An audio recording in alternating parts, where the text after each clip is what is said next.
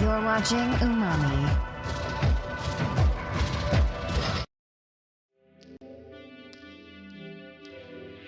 Hey, what's up, everyone?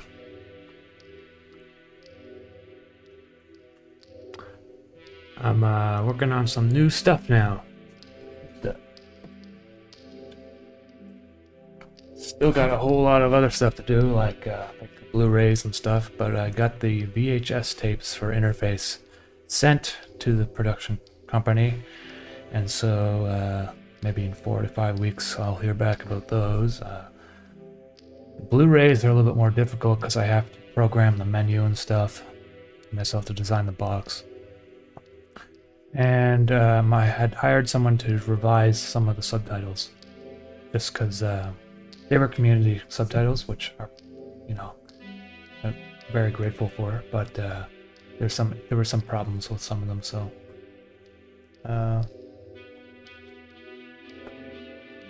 All right, so.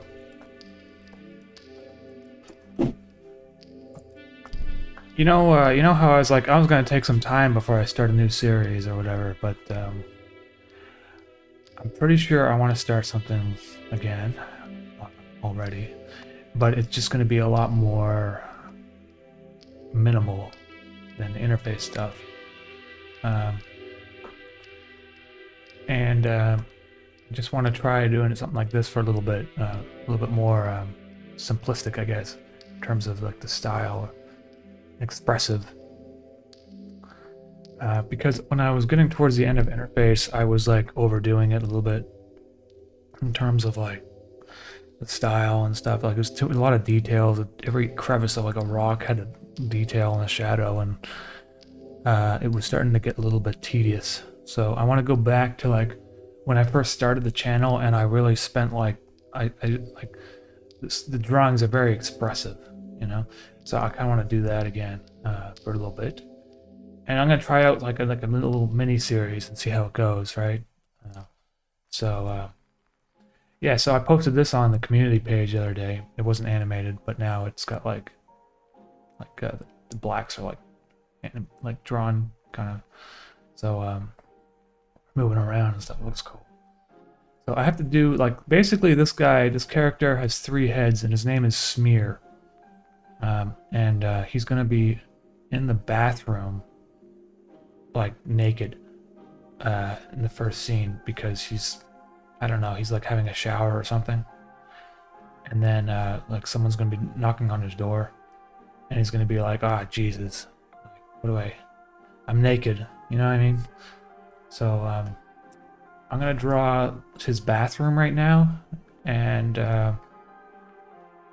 I'm gonna try to do it in like a more expressive way than I used to do. Well, that you're typically used to seeing, I guess. So.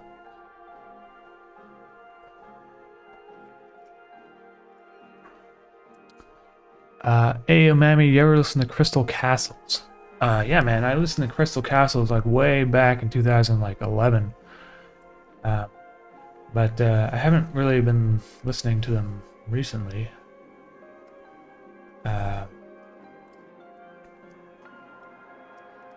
Didn't they like break up or something? I thought there was like some controversy where they like broke up and then they're not Crystal Castles anymore.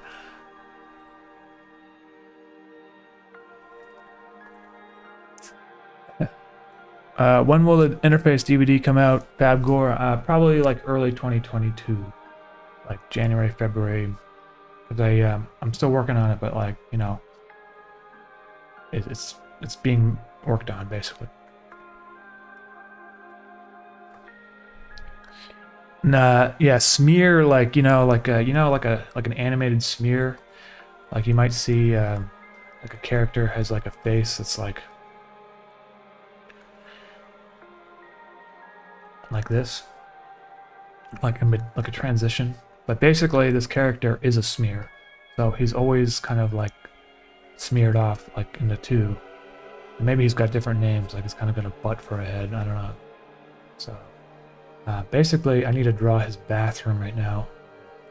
I'm just gonna freehand it. I don't really even know like how I want to draw it. So he's gonna be like in his shower. And it might be just like a really weird looking shower. Because I'm gonna try to like, it's really hard to like let yourself go sometimes when you're like so constricted, but you draw things. But maybe I'll just try like draw it very loosely and see what happens. But I should say this. Oh.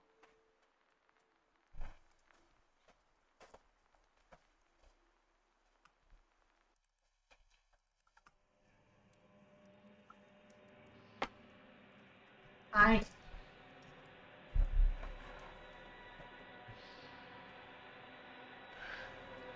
Carolina came to say hello, everyone.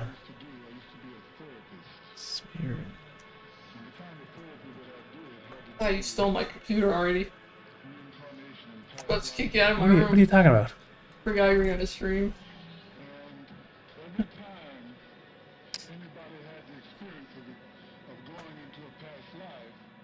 What's going on, guys?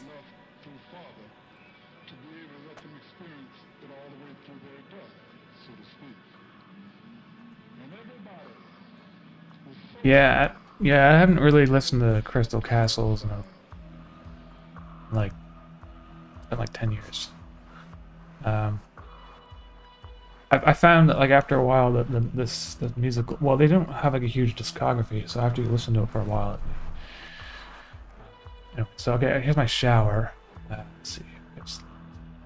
Okay. I'm thinking he's gonna have like.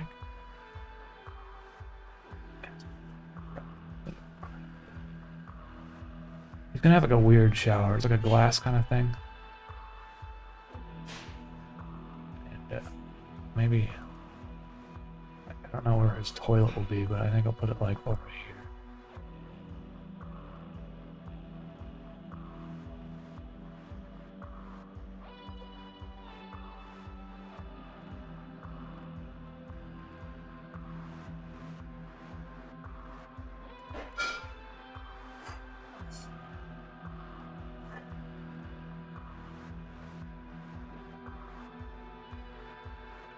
I don't really particularly like that. I feel like maybe his like bathroom just like slopes against for some reason, like it just like goes down.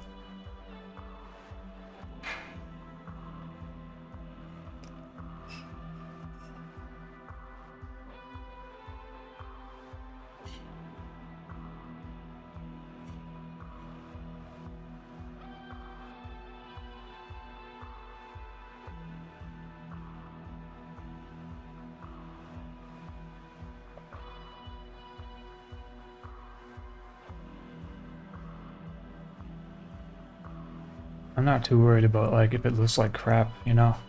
If it looks like crap, I'll just delete the image. I do that with music sometimes, like I'll like make a music track and I just keep stopping and pausing to try to like fix it. And I realize like it's a lot more productive to just keep going and just have a big long recording, like MIDI notes or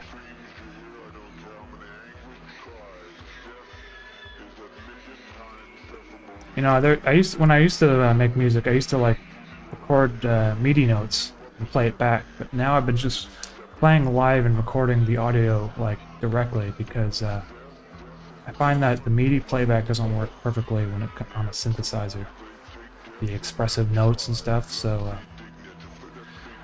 I just do it live and use that, and it sounds like a lot better.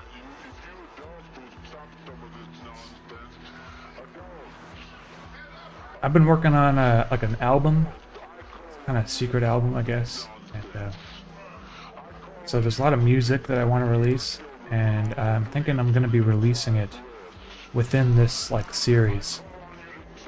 Every episode will have like a music track, kind of like Interface, and but the difference will be that I won't save them up until the end. I might put them out on like Spotify and stuff like immediately, like as soon as the episode comes out, as a single. Because I find like, you know, like you hear the music song and the animation, and you want to like listen to it on Spotify. You don't want to like wait a year until all the episodes are finished. You know what I mean? So what I'll do is I'll release them as singles, and then when the series is finished, I will re-release them as an album. So that might make sense, more sense.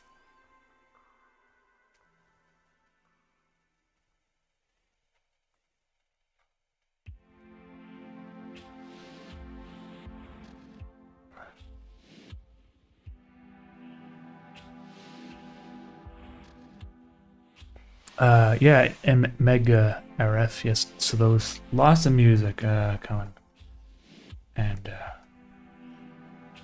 hopefully, like I'll be releasing these episodes like more often too. Like I just feel like because the expressiveness, it's not like it's quicker. Like I don't have to worry so much about everything being perfectly pixelated, pixel perfect. You know what I mean? So. And like, see how like how crappy his tiles look in the bathroom? Like I'm not worried about his flooring looking ridiculous. Like I feel like it's kind of funnier this way.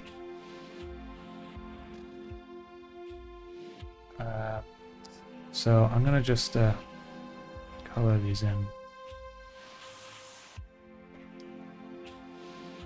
And I kind of like coloring in the blacks now, just like loosely, like not solid black.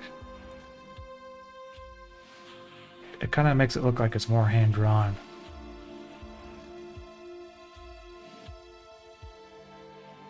And if you draw like around the curvature, like you see how the curvature, if like I draw kind of in a curve, you can actually like embed some sort of detail into the drawing, even though it's like a really loose expressive drawing. You can see like that there's a curvature to the floor tiles there.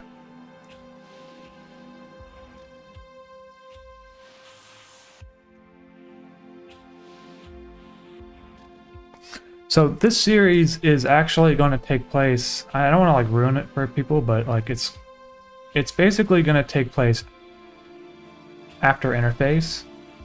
And there's going to be like a direct connection to the final episode, and even the aesthetics, like the drawings, the way it looks and stuff, will have a reason for it to look like this. Like it's gonna look completely different than Interface. It's gonna be way more expressive and stuff, but it won't just be like a random change. Like within the story, there's gonna be a reason why everything looks like this, and I got a really good way to do this. To write it into the story, and actually that's what the kind of story is going to be about. So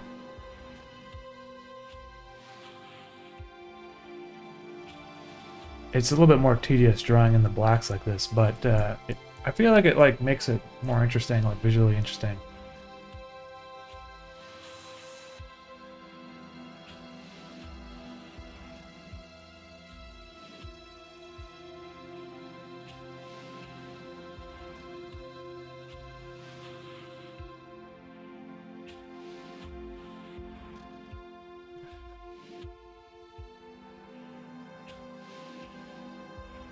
I have a similar thing. Whenever I play my tracks back, I feel fake unless I do an impromptu bit that makes sense. Yeah, like when you're making music and stuff, I don't know, it's like a confidence thing for me, really. Like, I feel like I'm not good enough to just play something live and then just have that be the actual song. But I've been doing it more recently, and I kind of like was a little bit surprised with myself. Like, I feel like maybe, like I've probably like learned a little bit over the years. Like, I couldn't have done that before, I feel like. Okay, so there's my tiles. And his, I don't know why, but maybe we'll put like his toilet like up here, like it's like you can't even reach it, or maybe it's just like, I don't know. Let's see here.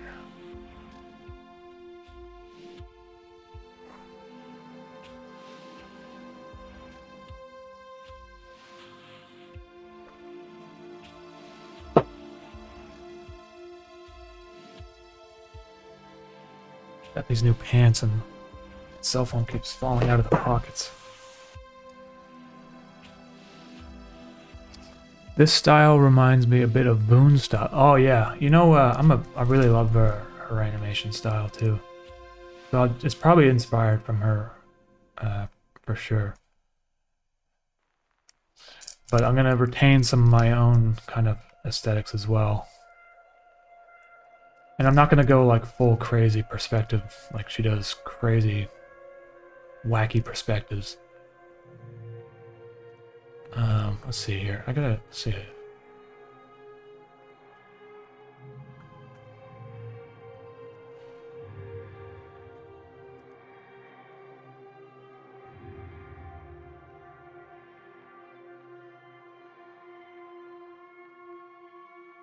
Toilet. Lid.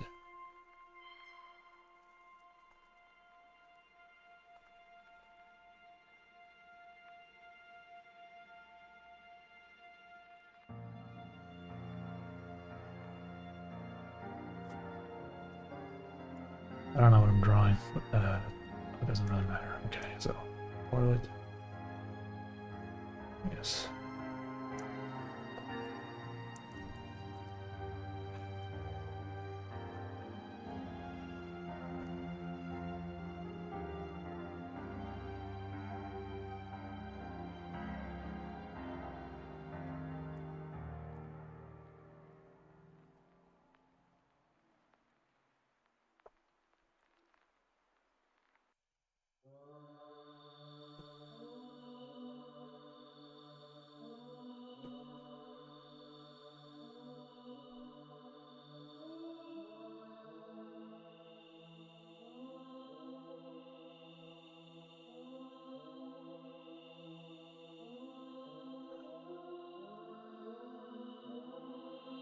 What's your take on quantum computers?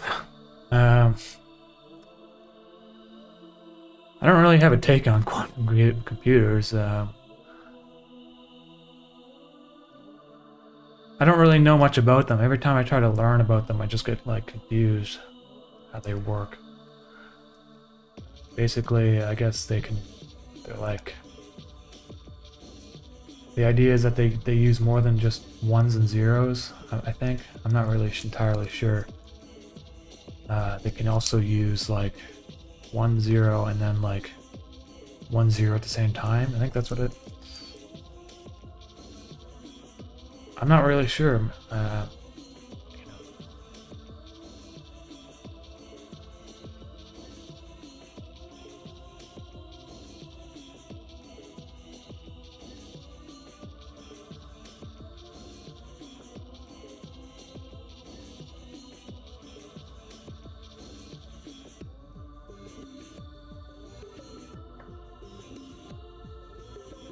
So it's this guy, he's having a shower.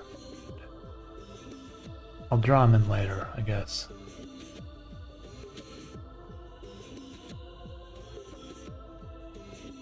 I feel like his shower needs to be a bit wider, maybe.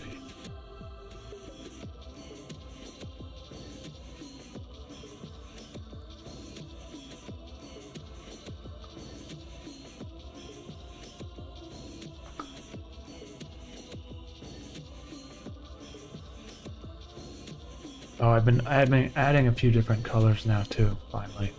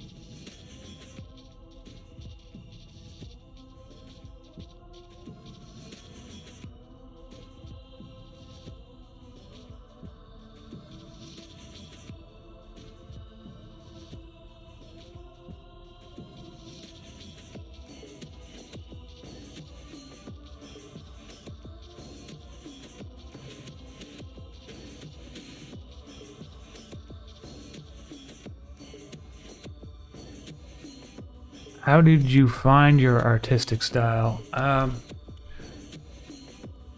didn't like when I started the channel, I just kind of drew how I normally drew, which is kind of rough and scratchily, like, so, you know, it just you just kind of just draw things without really thinking about it. Just draw it how you want to draw it, really, like you think it's something looks good in a certain way. And then you keep doing it, eventually you'll refine it to a point where you'll have like your own style that you like, and then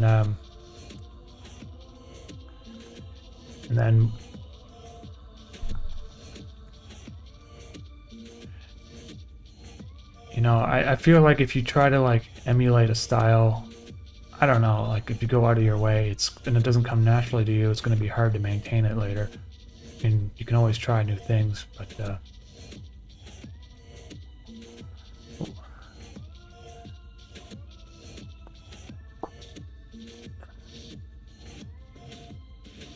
what about an upside down toilet? Yeah, maybe I'll flip it upside down. Hey, Connor, what's going on, man?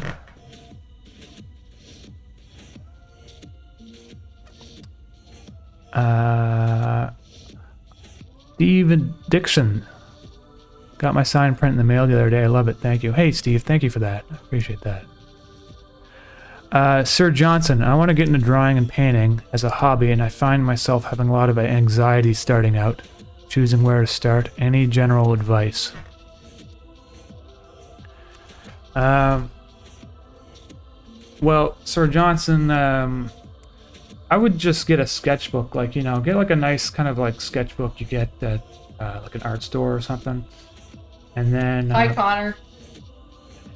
And then what I would do is just, like, you can just doodle in it, and you don't have to show the drawings to anybody. You just draw whatever, you just draw things that you like, right? Like, and it's not, don't even think about like if it's a good drawing or not, because everyone starts out drawing really poorly, like, and even like people who don't know how to draw, sometimes if they make stuff, it like looks good in a bad way, if you know what I'm saying.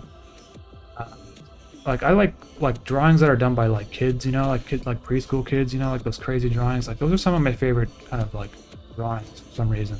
They look so funny. And I think as you get older and stuff, you start to like, you become more like, I don't know, like you feel like you need to draw a certain way or whatever. And you know, you see these people on like TikTok, and they draw these like photorealistic drawings of eyeballs and stuff and people's hands, and basically they just turn themselves into a digital printer.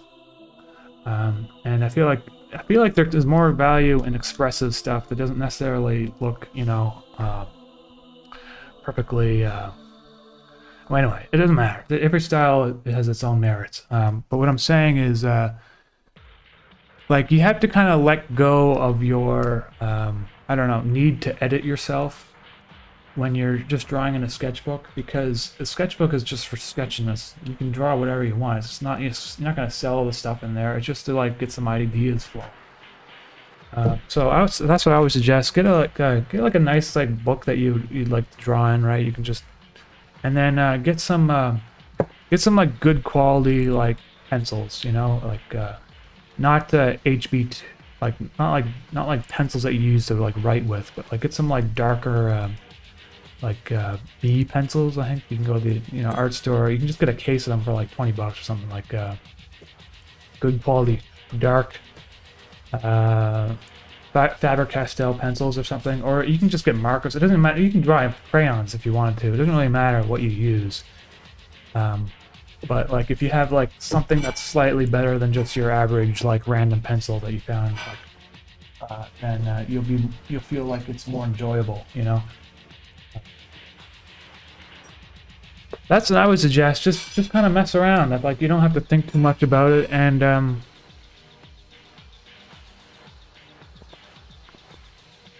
that's it, really. You know, I hope that's somewhat helpful. I can't really say what else to say.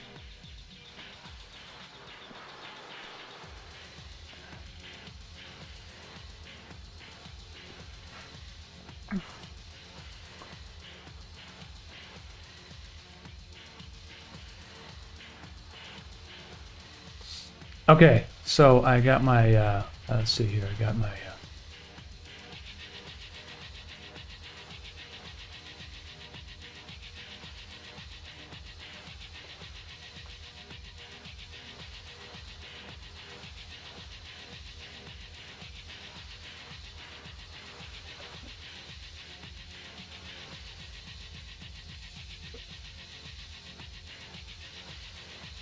floor. Gonna make the black tiles black and white rather than with the yellow background. I'm gonna try to do some cool stuff with like textures and stuff. Not like overlays or anything, but like let's see here, color.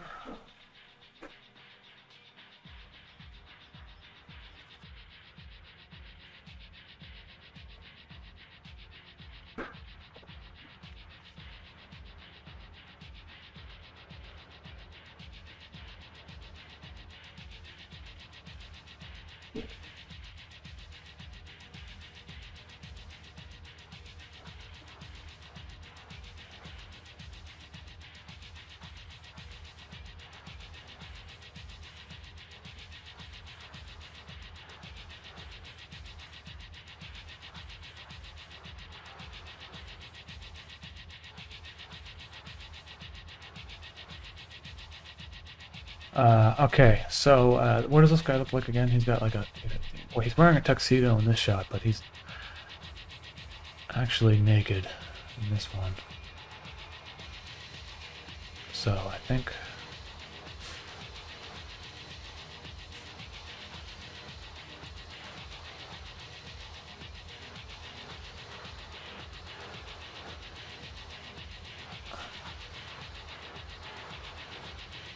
I don't know if he's going to be facing this way or which way he's going to face.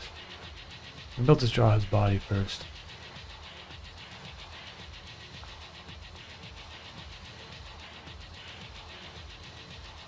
What is this? Okay. Just together.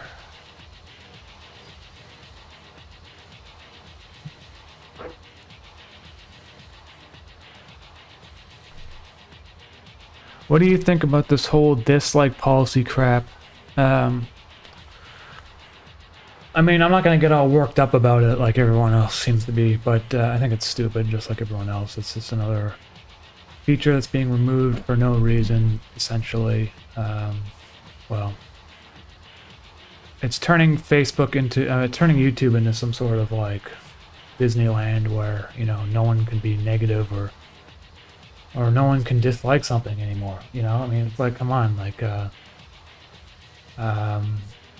you know, there's some legitimate complaints, like, you know, if I've tried looking up tutorials sometimes and I see like it's like 50% disliked, I'll just like skip it because it's probably some guy being like expecting like, you know, taking like 20 minutes to do a tutorial on something that you could probably do in like 30 seconds.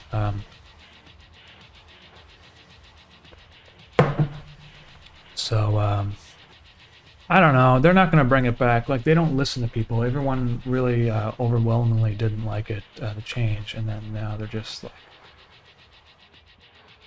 they're going to keep it, probably, so I don't know.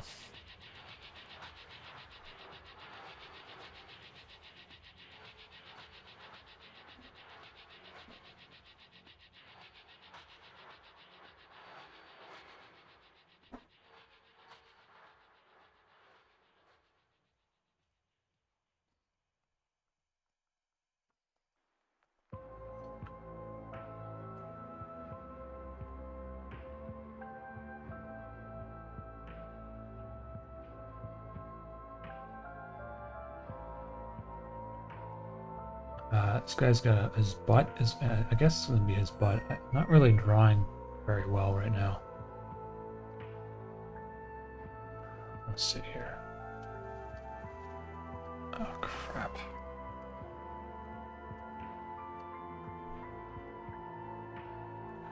What the hell is that? There's his butt. Okay.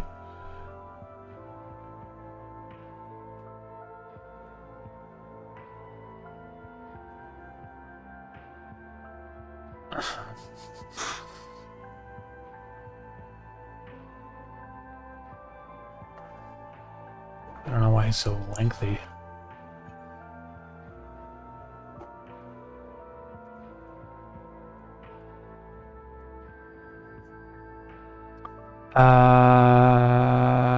Hey UMAMI, I recently uploaded an animation onto the internet. It's not in your kind of drawing style, I think, but it would mean a lot to me if you could look at it. How could I PM it to you? Metalis, maybe just send me a... Can you post it on Twitter and tag my name? You can find my Twitter account on my profile.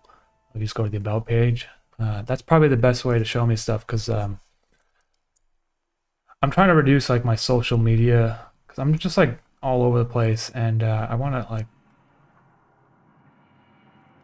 I just want to focus on drawing, you know? Like, I don't want to be using social media too much. Evan Steins. Or Thenis. Evan Thenis. Thenis. The first time the limit expired, but how... Now that interface is over, how did Henrik become immortal? Was it related to the Philadelphia experiment that revealed the cerebral electricity? Essentially, he died when he was photographing the nuclear bomb testing, and when he... And what happened is, at the same time, all the spirits and stuff of the world were revealed. Including, like, dead people and stuff, and that decided not to go to the afterlife. And so Henrik basically died immediately and then rebuilt himself as a spirit. Like, within a... And you know, it's... Greetings, Robotics Guy was like, why did you stay and stuff, right? And it's like, he had, like, unfinished business. And so he didn't even realize he died, because all this happened at the same time. So he thinks that, you know, he's just like, life is going on like normal, but really, you're gonna kind of get stuck in time, because he rebuilt himself as a spirit that doesn't change. Even though he's capable of changing it, he wouldn't age like a mortal person would. Bacchus. A Dulungai with love? Lungoy, oh, just across the water. I started to draw recently. Used to younger, doing a lot of used to when you were younger, doing a lot of anatomy and perspective. I get stalled a lot. Bacchus, thank you for the super chat, and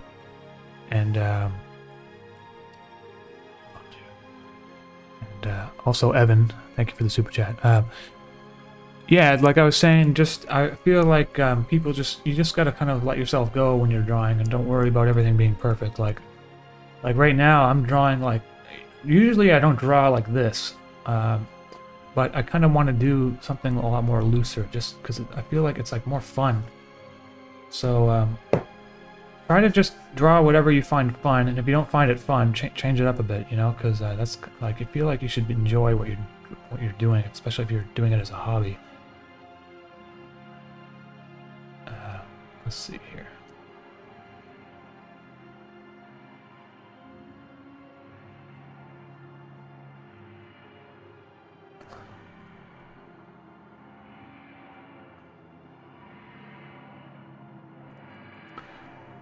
Okay, I'll bring him.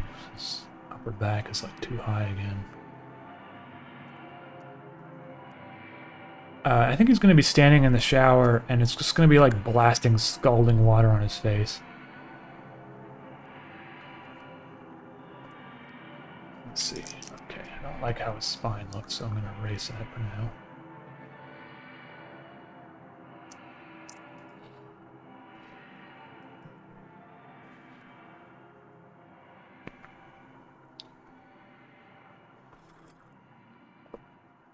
Oh.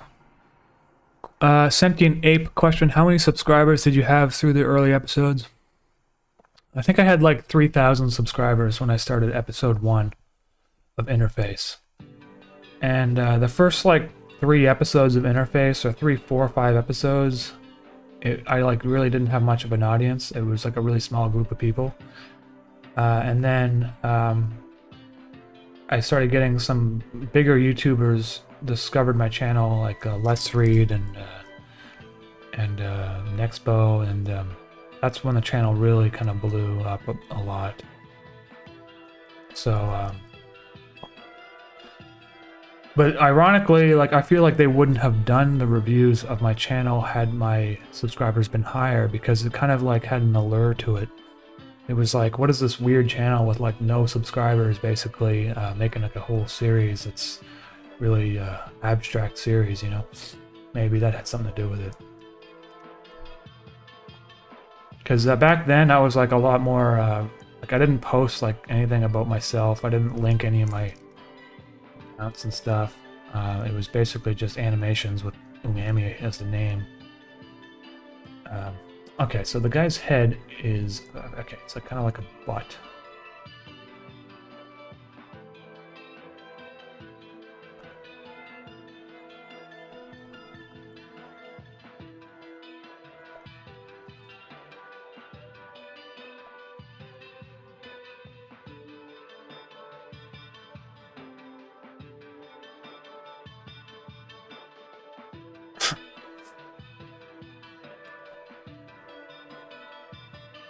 Nick Wolf, thank you for that.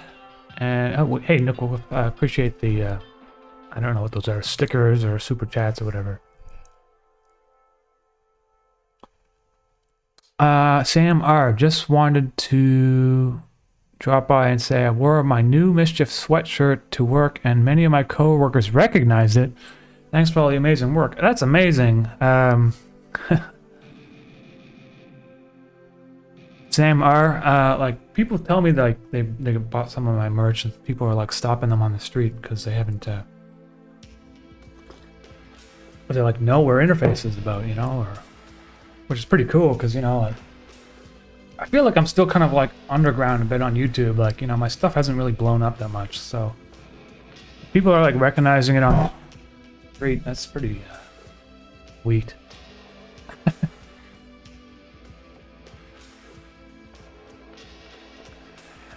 Demon X, I mean, yeah, I don't really talk much about the lore or really of Interface, but now that it's over, I guess I'm a little bit, I guess I could, you know, but I don't really like to talk too much about it because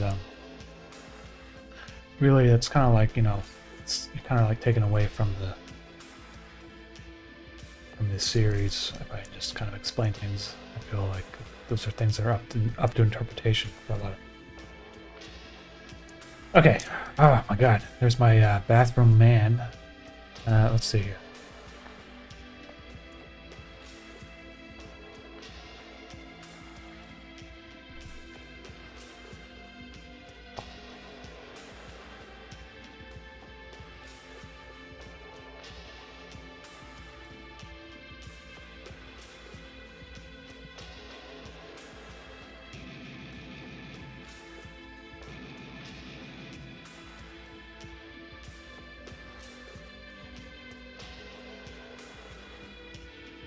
I like it. I like him being like this. So I kind of just like how crude this drawing looks, and it almost doesn't really need anything else. I feel like maybe the whites need to be changed to my. I don't use white. I use like a green color. So I should do that probably. And same thing for these whites. Yeah, they're the correct color. Okay.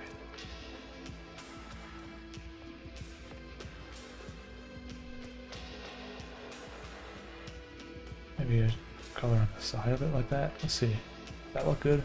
No. I want to start using more just like pure black and stuff.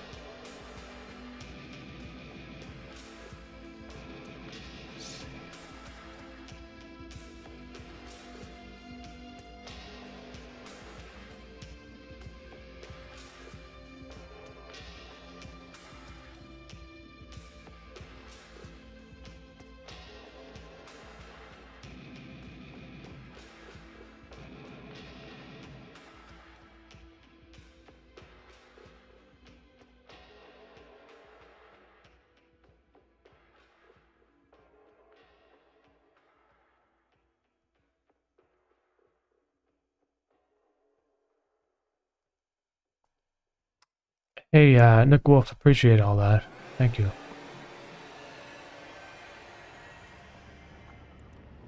How do you figure out what angle to draw in scenes? Well,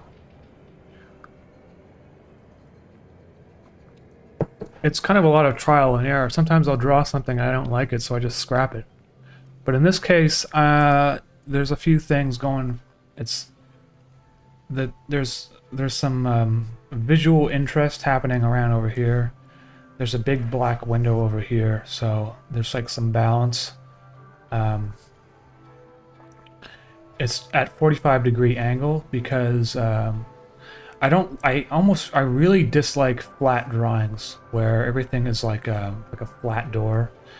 So this way you can like have some perspective. And I feel like a lot of cartoons just use flat drawings for everything. Like every scene is a flat drawing because it's cheaper. You just have people standing, like, you know, Family Guy style is pretty much. I mean, Family Guy's very varied. Sometimes they go crazy with the animation, but for the most part, like it's like they draw like a flat kind of image, and then everything's very like one-dimensional looking. You know, it's not really about the art so much as it is about the humor. Okay, let's see here.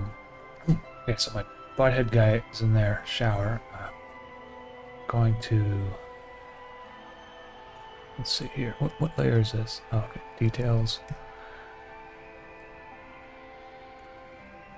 Butthead guys right there. This is, I don't know what that is.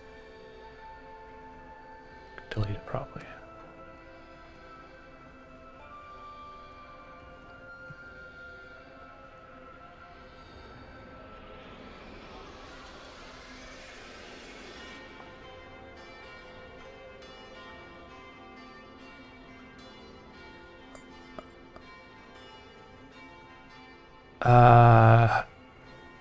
How do you feel someone made a creepypasta about interface? That would be cool. I mean, yeah, I'm like fan art, fan stories and stuff. That's all cool with me. So.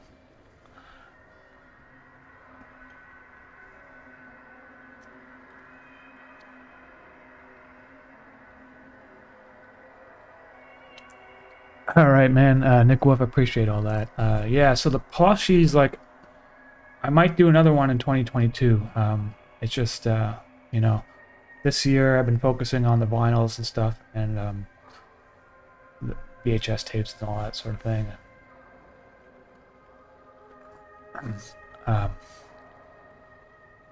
There's been like some supply chain issues going on with the vinyls. And unfortunately, they've been delayed for about 4 weeks. 4 weeks behind schedule.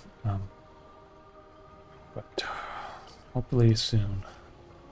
I was supposed to get the volume 1 repressing early November.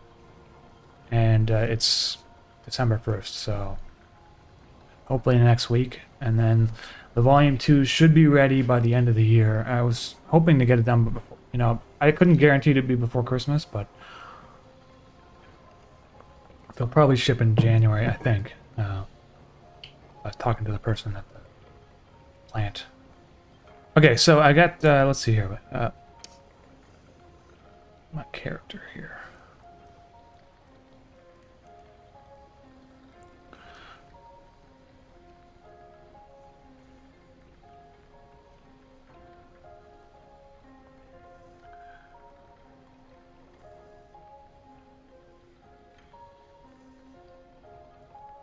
So I'm gonna do like, I'm gonna try to like animate the water with like this like circle texture. I don't know if it's gonna look very good, so just see here. Color overlay.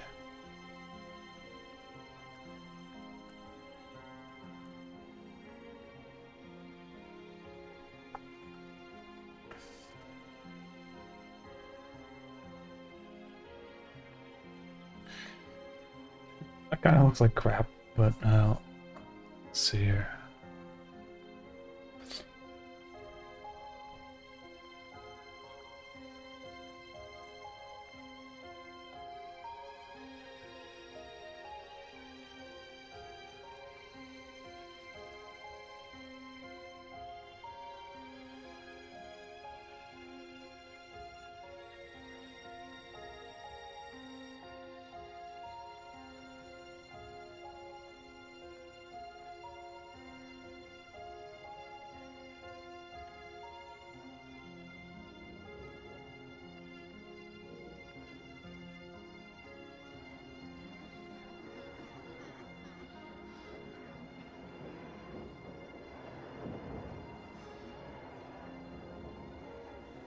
I don't know about that, but just use some of the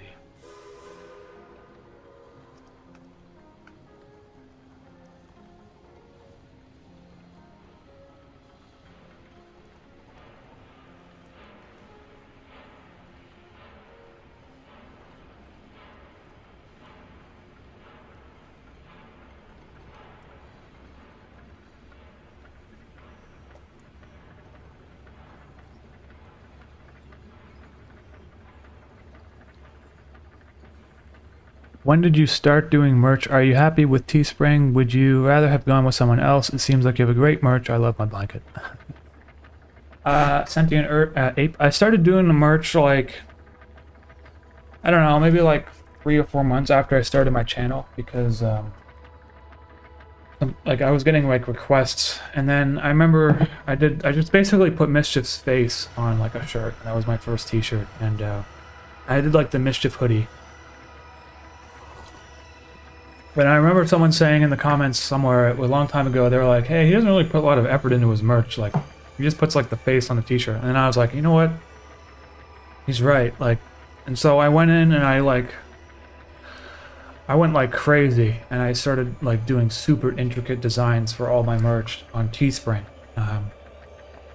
And so and I kind of kept that up, so that's why like when I make my merch, I make sure it's like really feel like it has to be worth it. Like there's like a lot of going, like aesthetically looks nice, you know, and a lot of different like my puzzle box, for instance, is like completely designed by me, like really detailed and stuff. But about you know, say about a year ago, I didn't switch, I still have Teespring, but I added my own website, UMAMI Merch, which uses Printful instead of Teespring, because there's some stuff that other companies do better. You know, there's some companies they do certain things very well, and then there's other companies do other things very well. And Printful does posters very, very, very well. They do it very quickly, and they have fulfillment centers all around the world.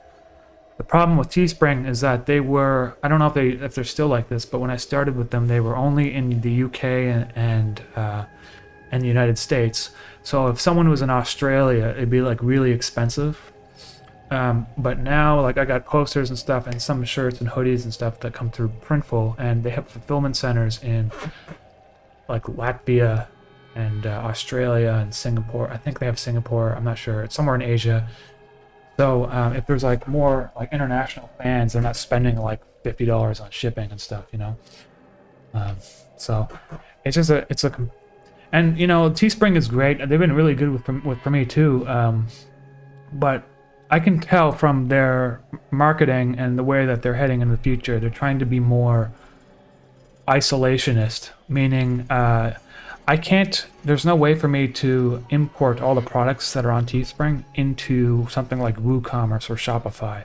It has to all be done through their interface, and I don't really like that because you're basically putting all your eggs into one basket when you do stuff like that. So I got Printful, I got Teespring, and the vinyls and the music CDs, I sell them through Bandcamp, but I ship them myself.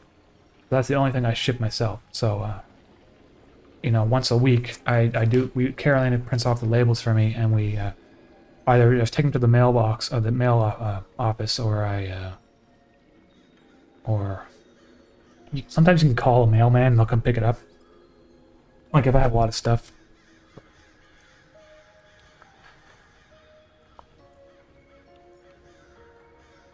Sentient Ape, do you have a Patreon?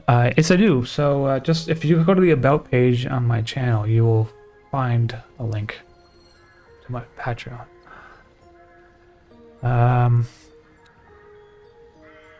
Yeah, Teespring's a bit much for us Aussies, yeah, for sure. So I'm pretty sure Printful has a fulfillment building in Australia, so some of the stuff should be cheaper. Okay, alright, let's see here. I got the water going. I want to have the tiles kind of like animate a bit too, so I'm going to color some of these in a bit.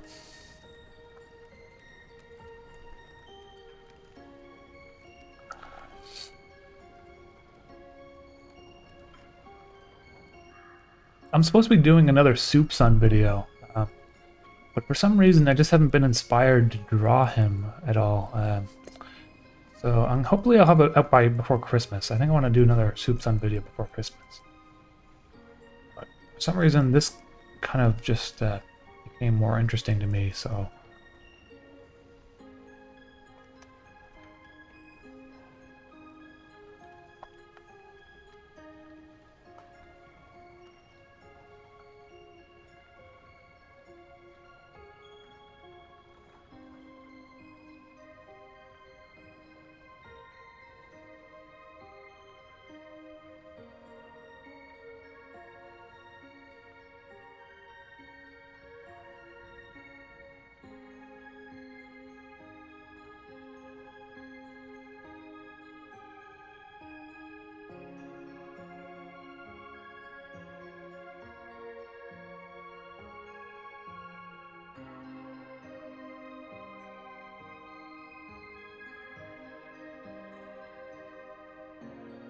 Something about that doesn't seem correct.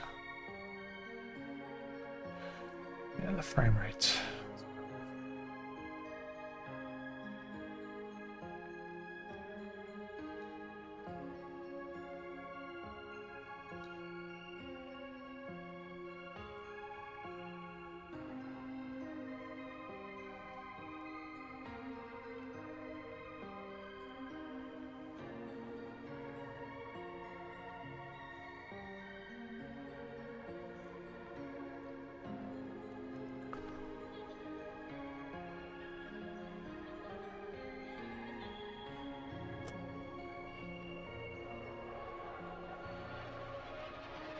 End quote. Can I send you music? You can send it if you tag me on Twitter. Just tag me there and I'll take a look.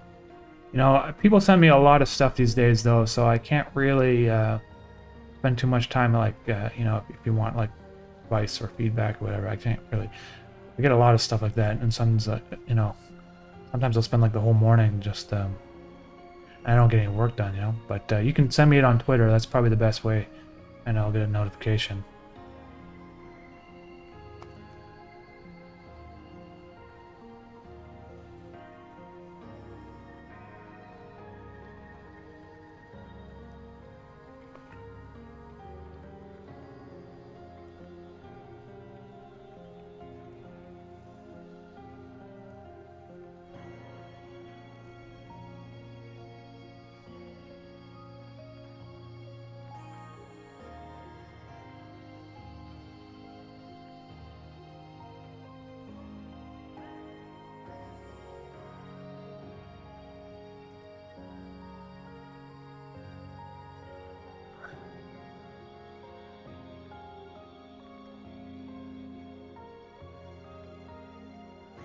The shower, I might offset it. I can offset the water so it plays back at a different. Yes.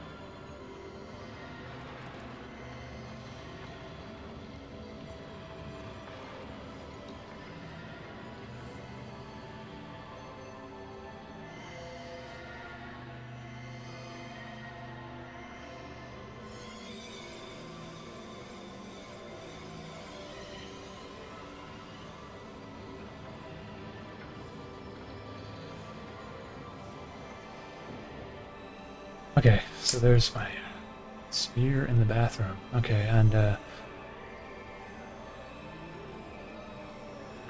the premiere there so I can see how it looks.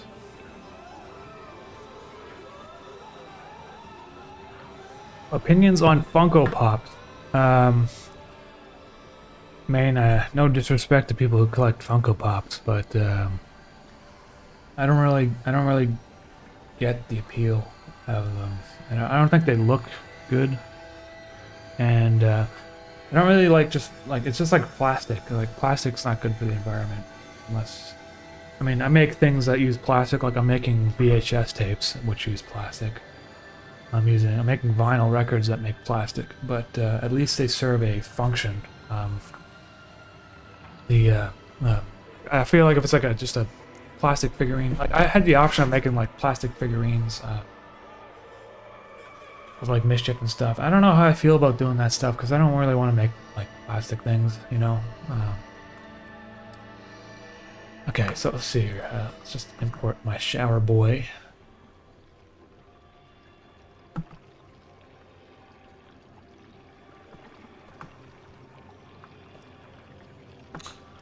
Oh, I got so much music. I can't wait to release some of this music I made.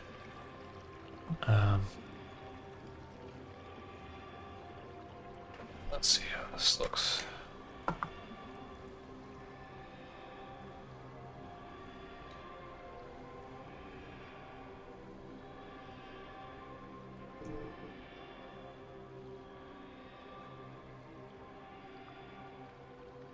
Oh yeah, that's good. Now the only thing I want to change about this is I want him to look like he's alive. So I'm going to like redraw him for 2 more frames.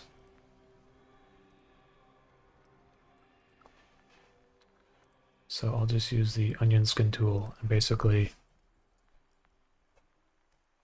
first of all, I'm going to disable these other layers so I can see what I'm doing.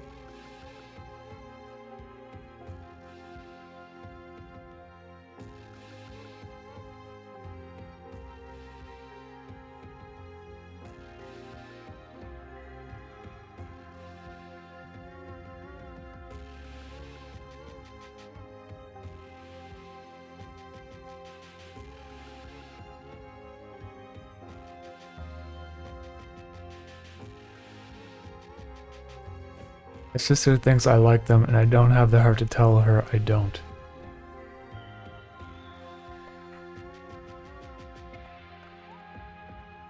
I see these like pictures of like people that have like full rooms of Funko Pops. I'm just like, what the hell?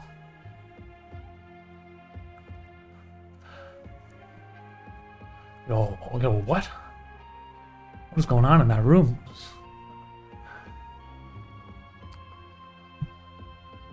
You know what? I don't think it's like a thing up here in Canada though, because I swear to you, I haven't like actually seen them in stores.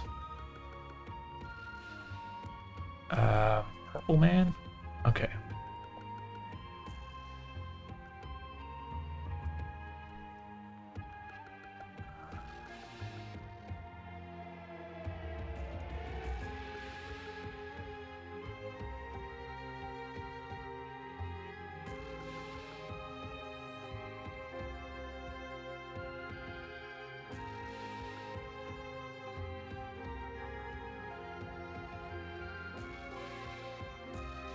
Okay.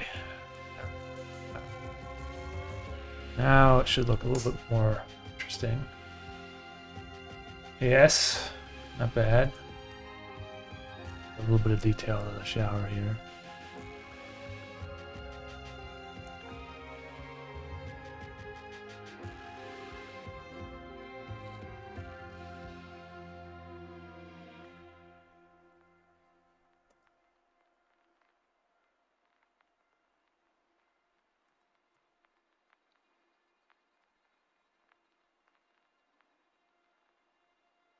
Oh, I like it. I don't know. It looks cool. And like, you know, I got a few other things going on here. I'm not sure if all this stuff I'm gonna keep. I don't really know. So basically, I'm gonna draw like a close-up of his face in the shower now. So let's save that.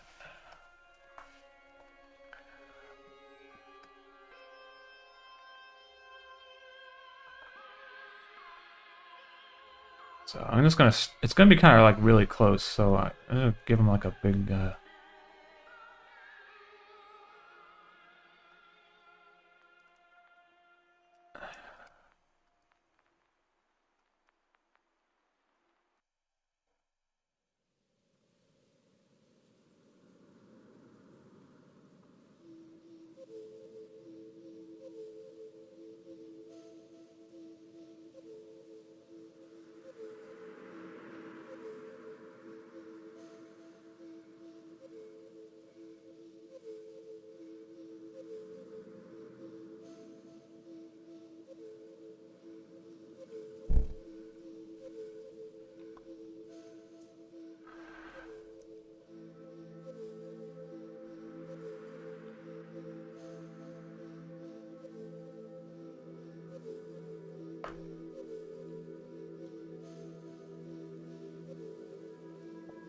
Aiden, what's going on, man?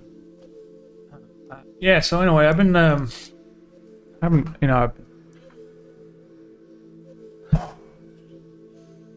taking some time off after doing interface, so, trying to get back into it now. I don't really like how I drew that eye. It didn't look very good, so I'm gonna try to do it again.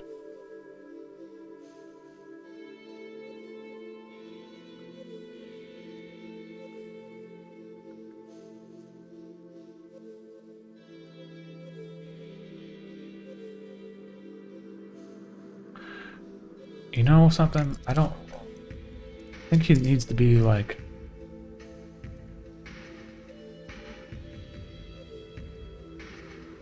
Yeah, that's better.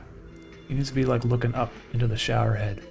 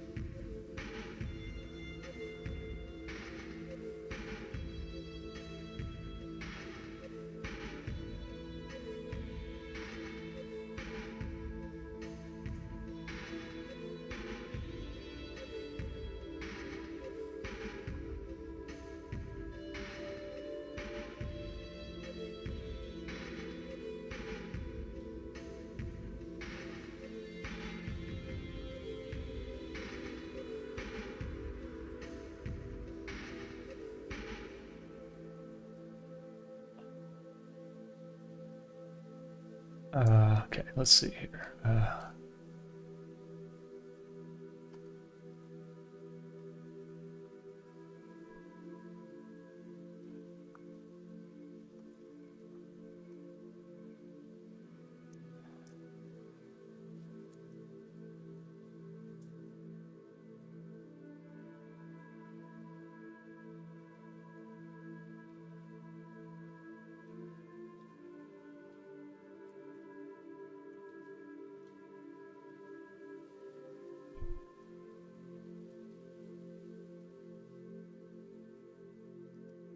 You know, this doesn't look right. I feel like something's not looking right here.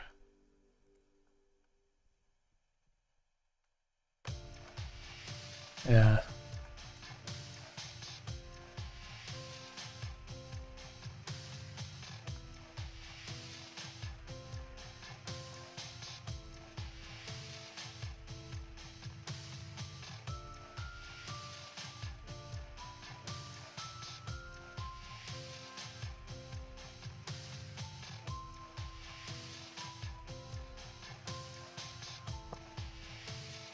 Just to get a reference.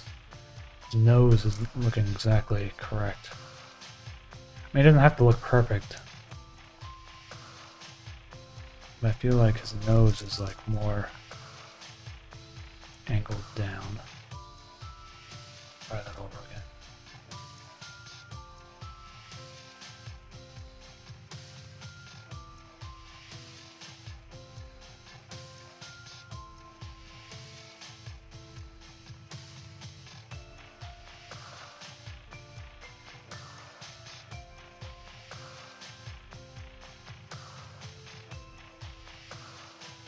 Yeah.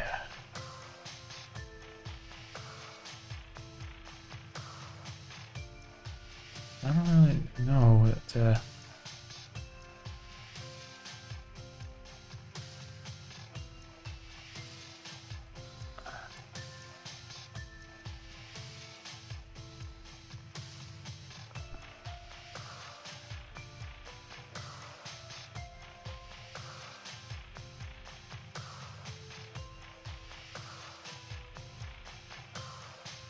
Oof.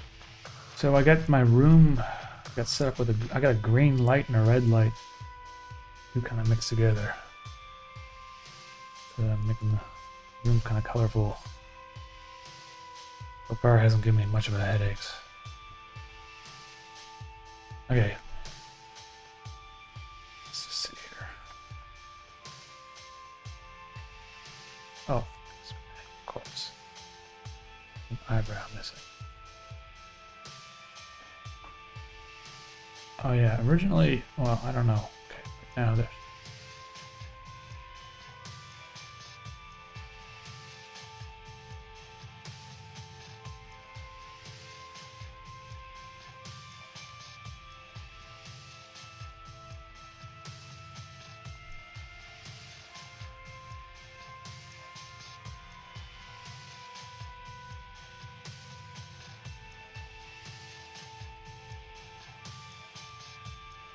Yeah, you know what? I'm missing a face. I only drew two faces. I'm like, what the hell? Dude, it's not quite smeary enough. Alright, let's just move this guy over here.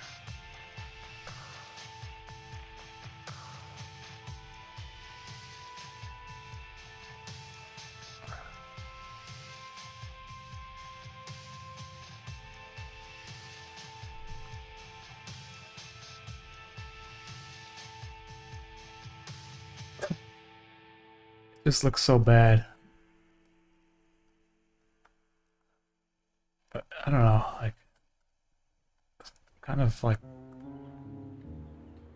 kind of funny bad.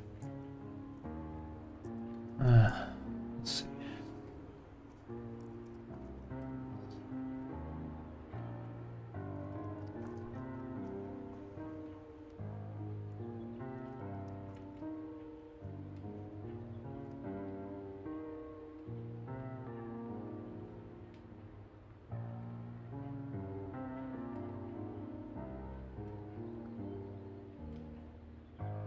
Just checked out my Spotify Wrapped, and apparently my most played song is from the Interface soundtrack.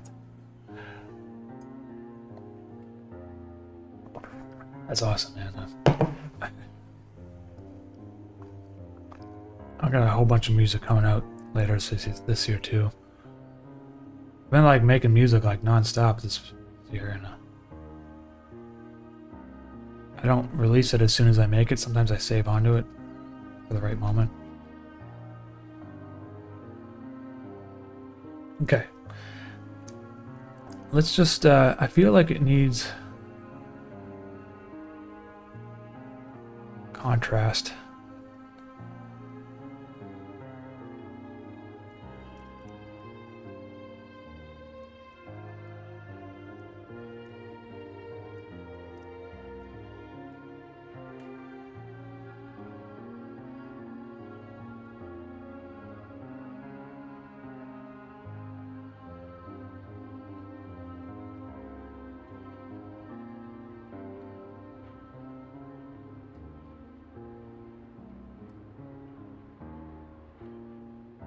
I really want this series or whatever that I'm doing to feel like a comic book, more so than Interface, with like really kind of like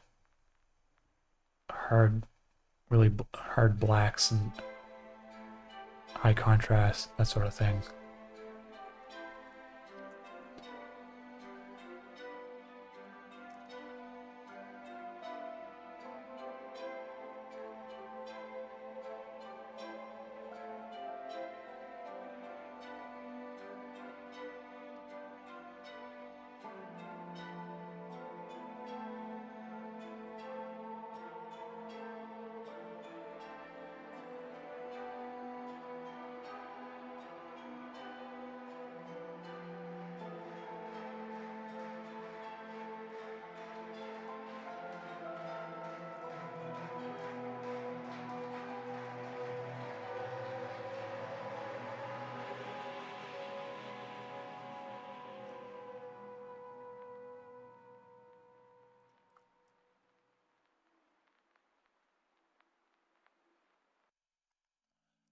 There we go. It's looking a little bit better.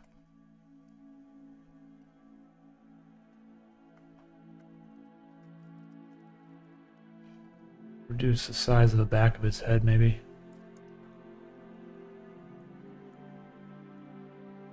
Yeah.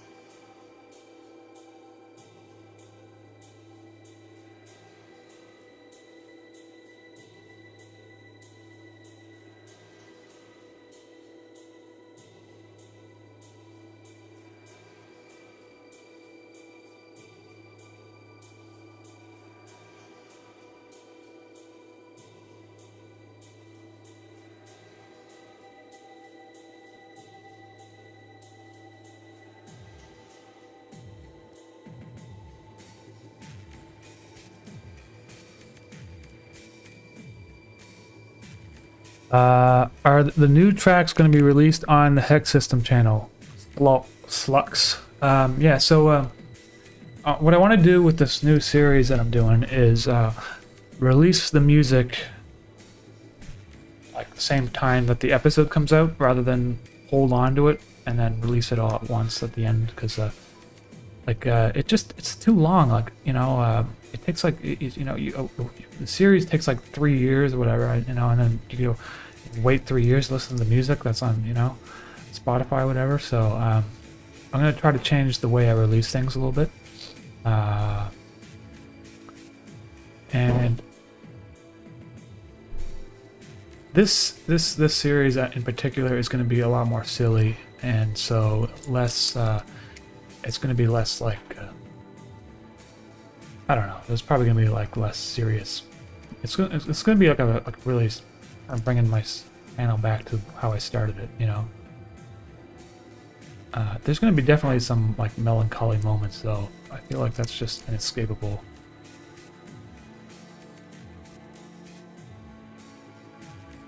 Okay, let's just color this guy in. See how it looks. Oops.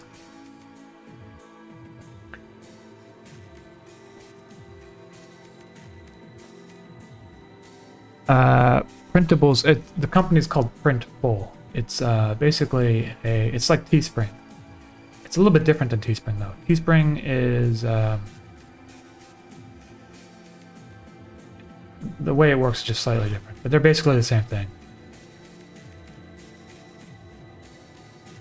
They have different areas that they specialize in though. I mean, YouTube Teespring is great for YouTube because it has all the integrations into YouTube. And Printful is a little bit better because it gives you like a lot more control. One of the things I didn't really like about Teespring was they kind of dumbed down how to design a lot of their shirts and stuff, and so now it's all done through a interface, and you have to like find their templates, but they're all hidden and stuff. Printful basically just provides Photoshop templates, and so I can do all the custom stuff I want to do, my designs and stuff. Okay, let's just see here. Got my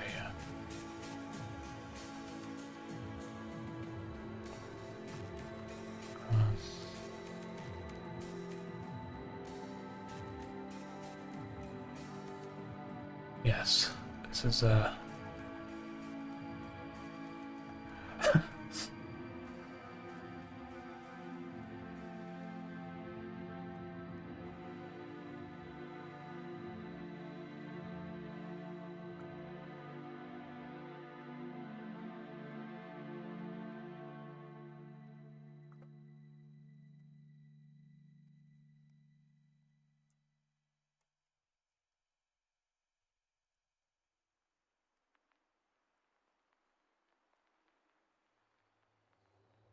Let's do some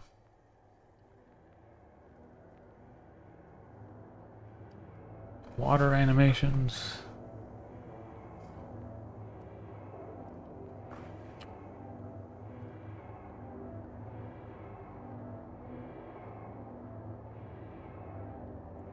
I don't know about you guys, but I feel like it'd be pretty funny if there's like some really slow drips.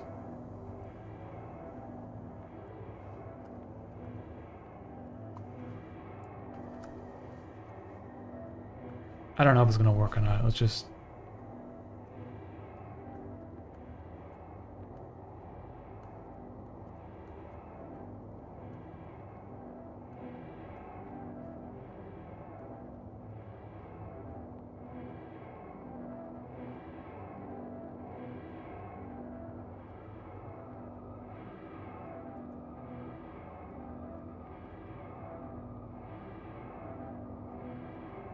something like that. But you know, I think I'll do it again. I don't know quite like how I drew that one. I would have rushed it. I'll do it with white, so it stands out even more. I'll make them a little bit bigger.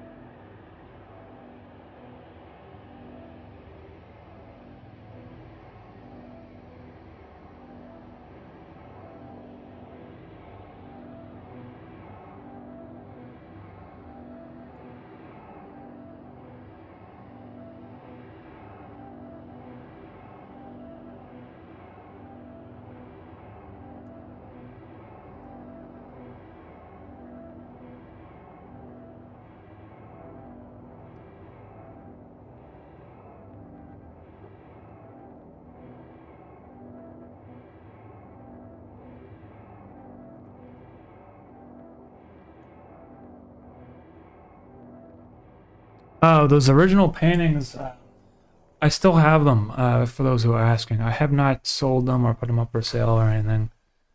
I got all these like paintings that I did of the album art, and I don't know how I'm gonna deal with these paintings. I feel like I don't want to sell them yet, but I'll leave them in my room for now. I don't really know. Okay, what do I... okay, more. Let's do some more.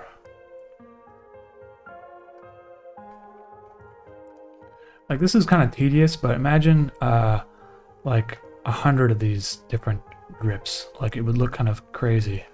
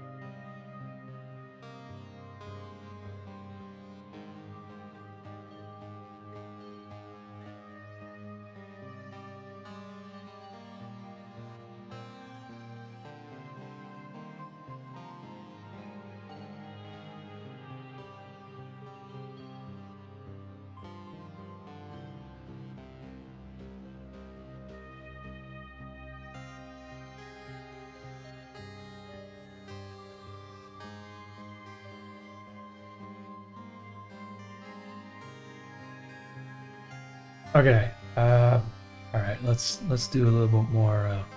But before I animate more of these drips, I want to give him some make him look like he's alive.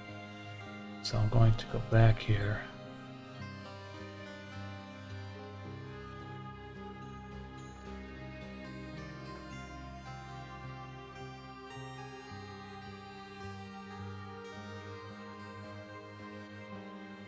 And so all these,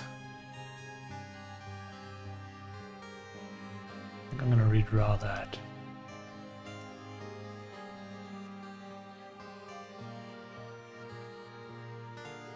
On a different frame.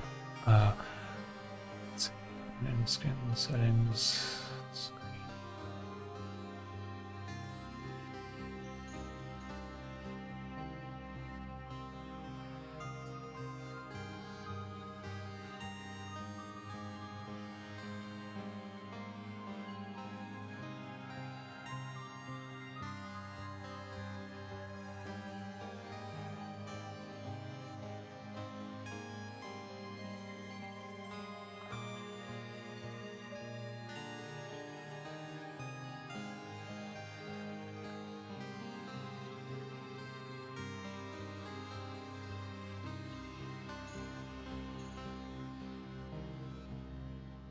Yeah, about those NFTs, yeah, they're on my merch site. I've been getting like a lot of flack for selling NFTs, and apparently they're like really bad for the environment and stuff. But I did my own research on these, and making NFTs is like taking the subway. Like, it's like the subway is the blockchain, and it's going to be running whether or not I take the subway, you know? And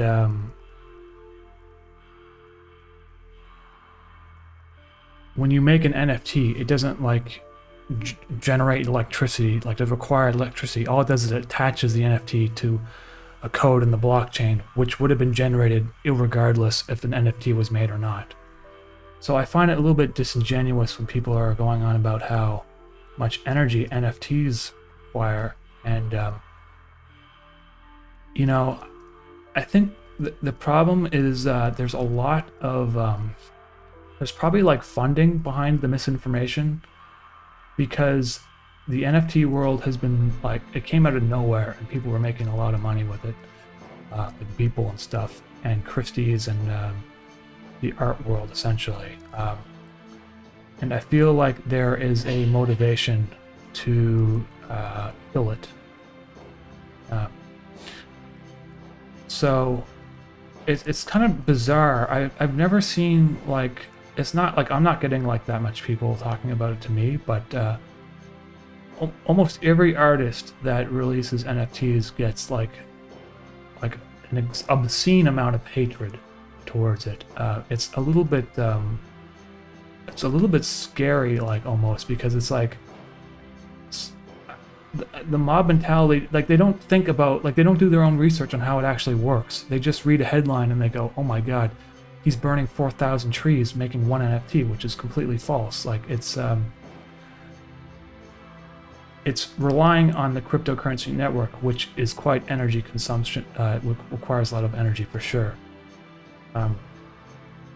But that is going to be changing, like, very quickly, very soon. From what I read, it's February for Ethereum 2.0, and then which point that whole argument kind of goes out the window.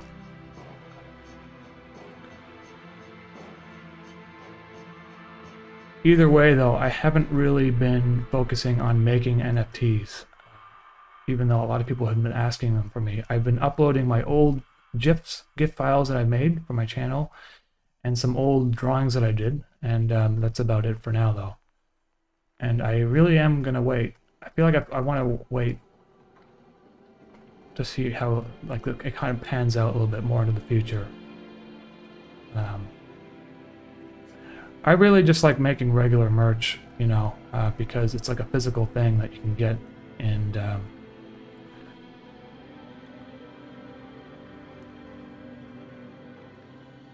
Okay, let's just see here. Got the nose.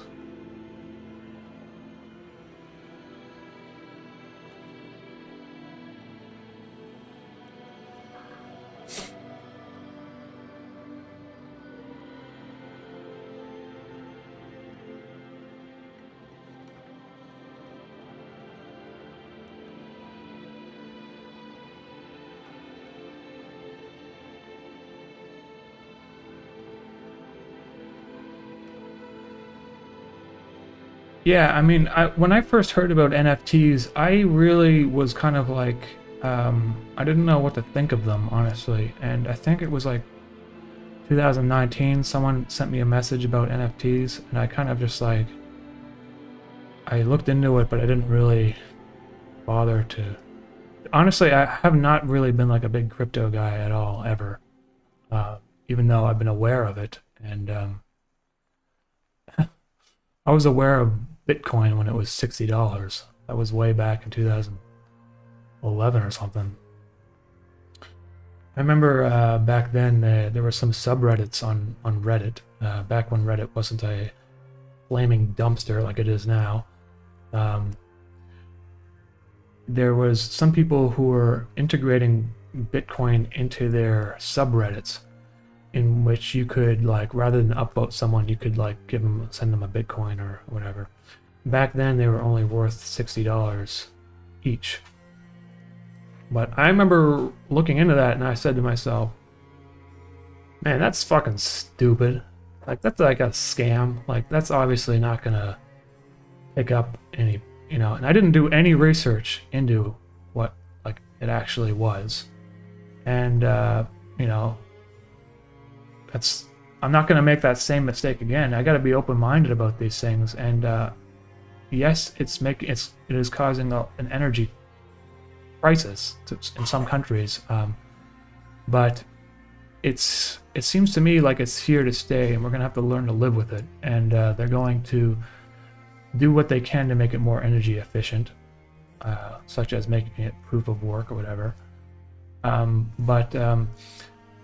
really don't. You can't just dismiss them as being scams, because that would mean that Christie's and Sotheby's and the legitimate art world that deals in provenance and art trading has fallen for the biggest scam since their existence, exactly.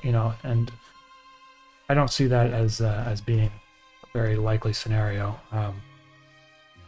I think they're here to stay, and I think they're going to act as digital provenance for digital files, which is exactly what they are, which is something we never had before, which was, how do you prove ownership over an intangible object? And now we have a way of doing so. I think it's just going to take probably a couple decades for people to kind of fully understand the purpose of them. And that's not to say that there's a lot of NFTs right now that are probably not gonna, they're not scams. I mean, it's the same. There's scams in the way that the stock market is a scam, which is it's not a scam. It's an optional investment that may or may not pay off. And it's really no different than investing in a stock, because you're investing in a crypto artist in the future of and you're going to sell it to someone for more than you paid. It's the exact same way that a stock works. If you buy Tesla at 1,000 shares, you're hoping to sell it to someone else for 2,000 shares. Not $2,000. All right, 2,000. It's the same scenario there. And it's like the greater fool like theory, essentially. But if people go into that, buying those things with that in mind, that all it is a vehicle to potentially sell it to someone else for more, then you're going into it with the right idea, rather than because you got to see it for what it really is. Okay, let's see here.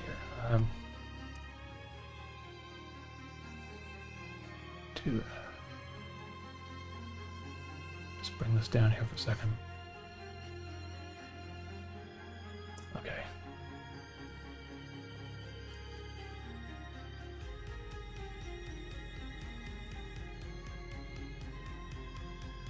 I don't like, you know, the crazy thing with NFTs is it blew up, right? And now every company is doing it. Like Facebook is like, they got like, you can buy like a digital yacht in like their metaverse now. And I think someone paid $650,000 for a digital yacht. And it's kind of like, you know, like GTA Online. Like GTA Online sort of did that.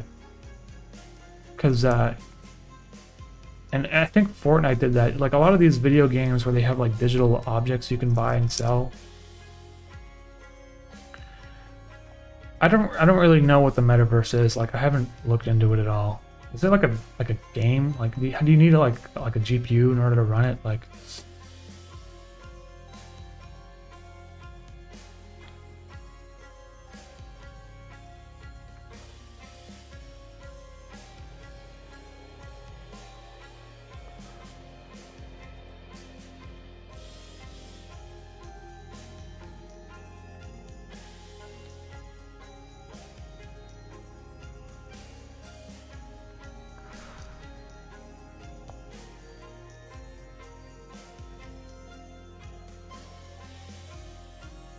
Yeah, there's a lot of arguments against them. So like there's the screenshotting argument where you can just screenshot an NFT, but anyone who says that, unless they're being ironic, they just completely don't understand. Like no one cares if you screenshot it. That's not the thing.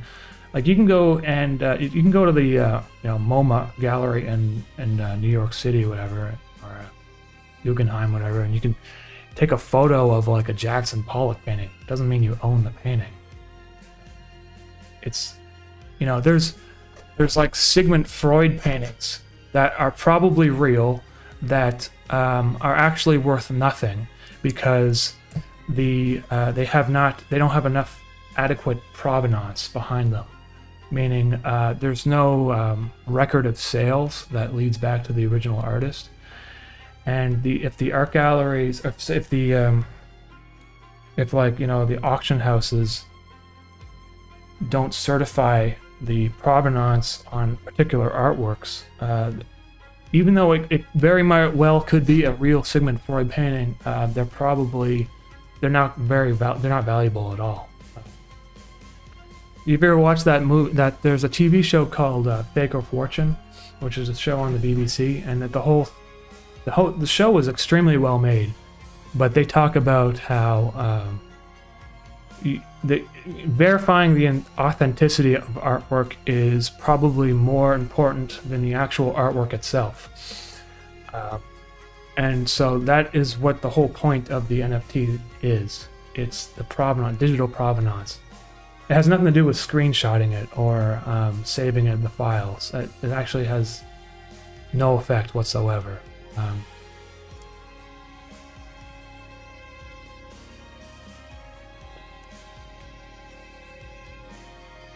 And the thing is, it depends on the artist, right? But some of the artists, they will allow you to have some rights to the image of the NFT that you purchase, so that you can monetize the design through your own channels. But the default setting, from what I understand, is it's just like, you know, say if Damien Hirst made a sculpture or like a painting, right? You bought his painting, and you can put his painting in your house, but it doesn't give you the right to make prints of that painting and sell prints of the painting, even though you own it. Same thing. But there's some crypto NFT people out there that include the monetization rights of their artwork. In which case, when you do buy them, then, and as a, you know, it's not purely just an investment in terms of like, oh, I'm going to sell to someone else for more than I paid.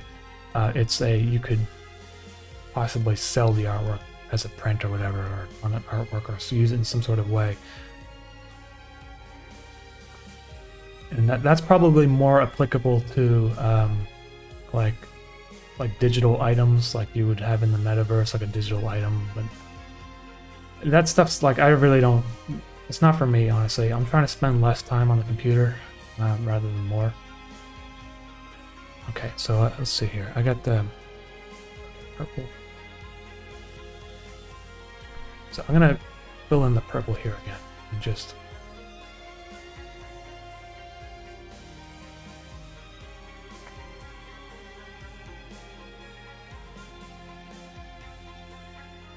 anyways, enough of that about the NFTs and shit. I really don't know that much about them other than, you know, I've read a lot of articles about them, fully understand them.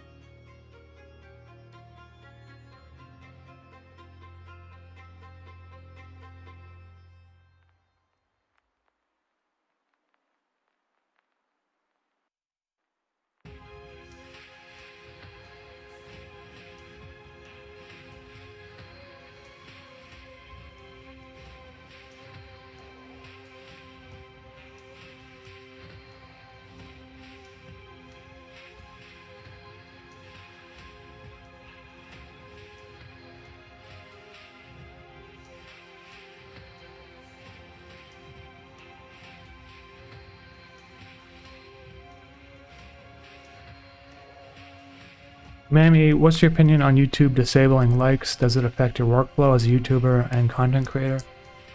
It doesn't really affect me at all. I mean, I can still see my likes and stuff, but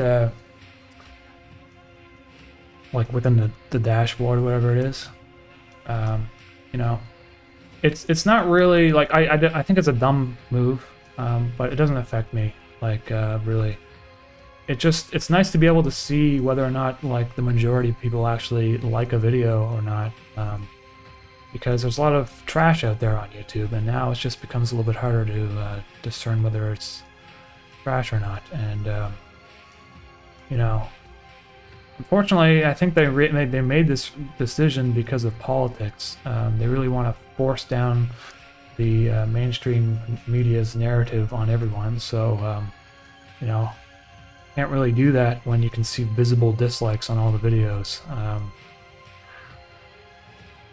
But now it's impossible to see dislikes because we live in a little safe world where no one's feelings are allowed to be hurt anymore. So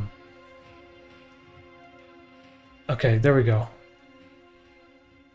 There we go. He's moving around a little bit. It's looking all right. I'm just gonna move this one over here though. It's over here. Yes. Okay.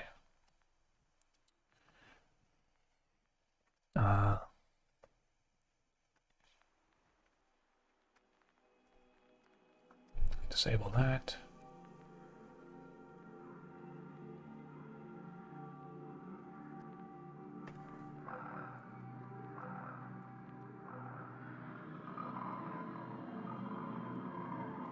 Okay, let's see here, the background.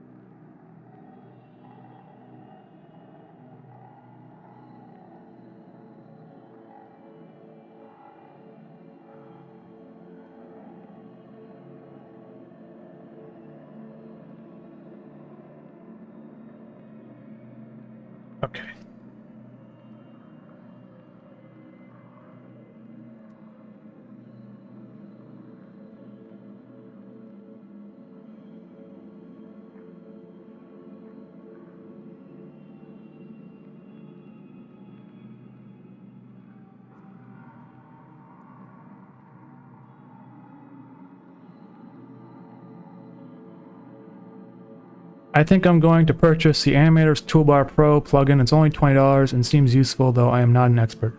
Hey, Chris Dreyer, if you're planning on doing Photoshop animation, I highly recommend it, because otherwise it's extremely tedious to do some stuff in Photoshop. And it's made by a great developer, this guy named Patrick Dean, I think it is. He's always updating it and stuff. It probably doesn't work with the latest version of Photoshop, though, Photoshop 2022, unless he updated it recently. But just download Photoshop version 2021. There's no need to use the latest version of Photoshop. It's probably buggy anyway. So I use this plugin all the time. It's totally worth. I paid $20 like 3 years ago, and I use it every day. So,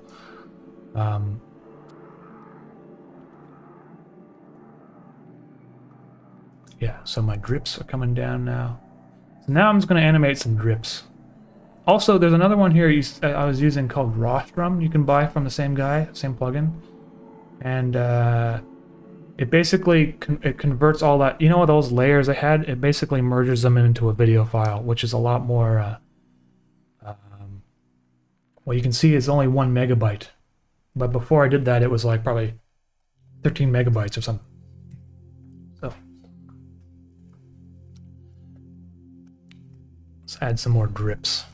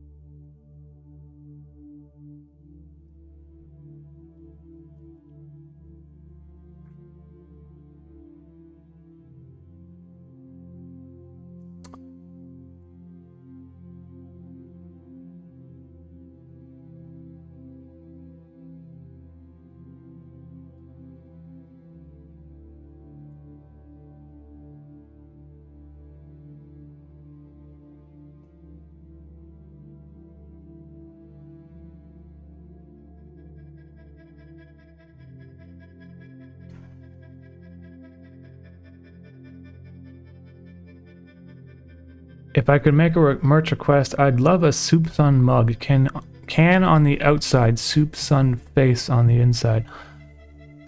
That's an excellent idea. I love that idea. I would love to do that, but I think the problem with I guess I could do it. It just wouldn't be exactly like my standard, because the problem is the mugs. They don't allow you to print like next to the handle. So I couldn't do a full wraparound of the can. And then the inside of the mug, you can't print on the inside. So, not yet anyway. So I can't put a Soup Sun on the inside of the mug. You know, I would love to do that, though, if there was one way that you did it in the future.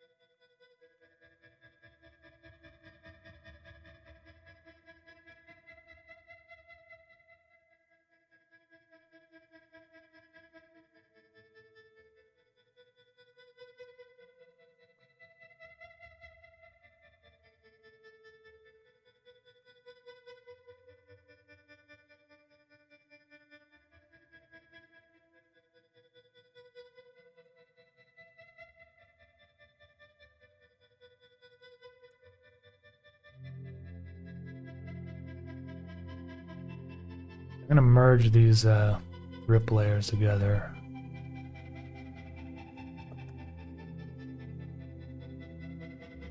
see, the file size is 4 megabytes, which is like nothing, right? But you know, still, if you want to be a little bit more efficient, you can merge things together using this rostrum plugin. And basically, now my file will be, once I delete these layers, now it's back to 1 megabyte. It also just makes playback a little bit easier on the computer. Now I want to figure out something here. I want to, oops, select inverse. I want to get rid of the background for a second, so I'm just going to make a mask there. And I want like rain, like showers, like stuff coming out of the back, so.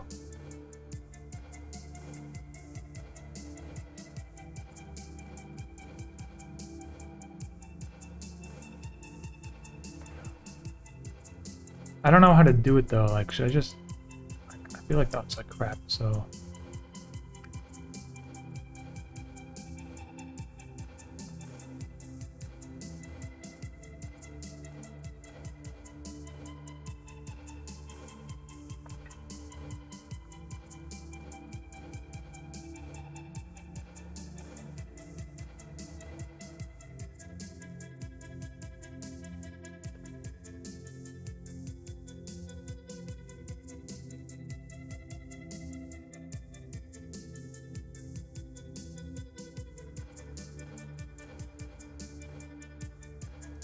Hold on a second, guys. Turn off aligned.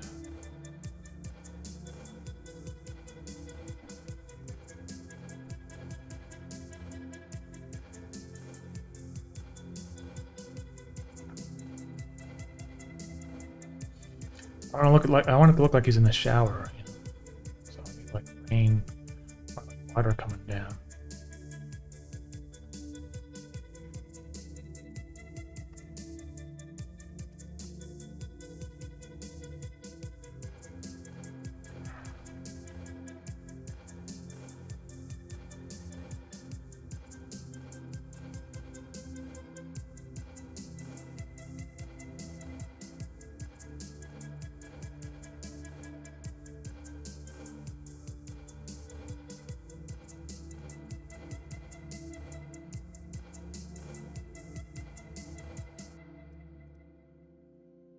Is it expensive to live in Canada?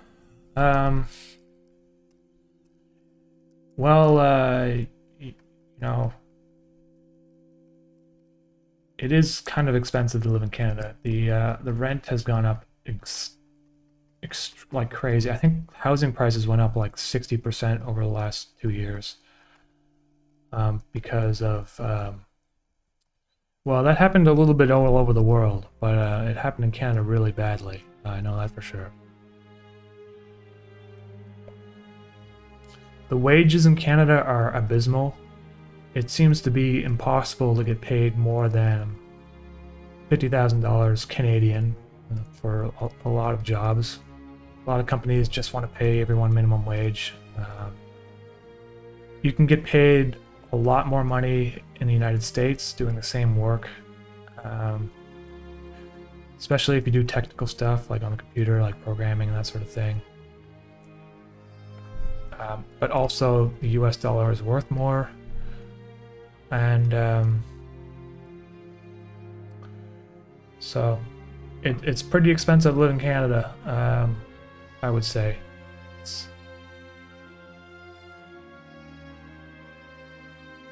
Okay, so let's do a couple more layers like that.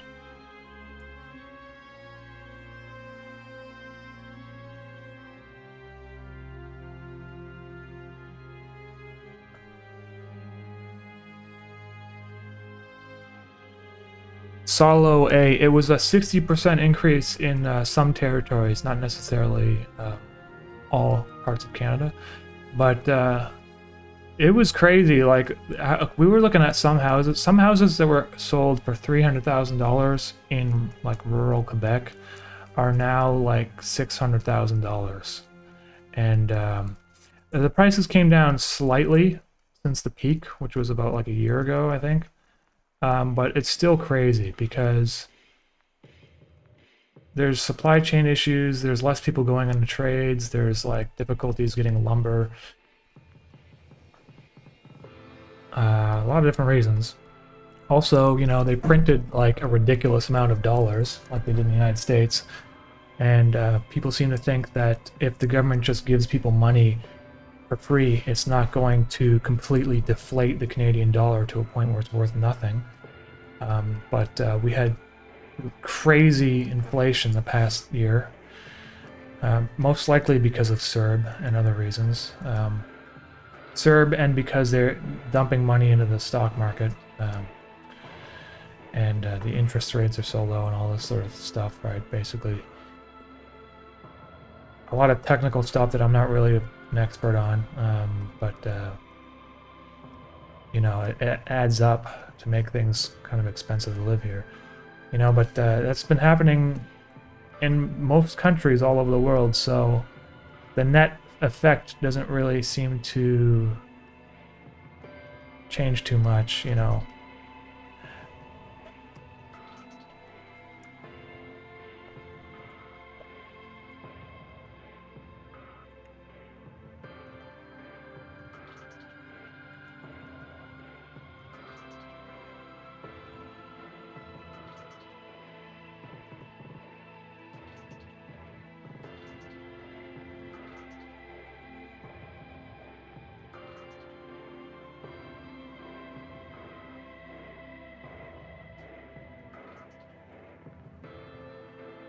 Rostrum hasn't been updated yet, but it should be soon.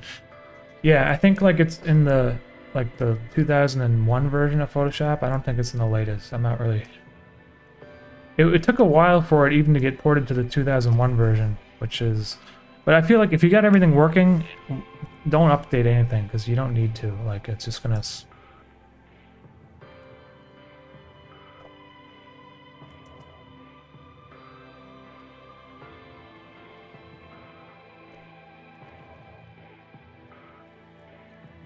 So you use an older version of Photoshop. It really makes no difference unless you really need like the neural filters, which I don't need them at all.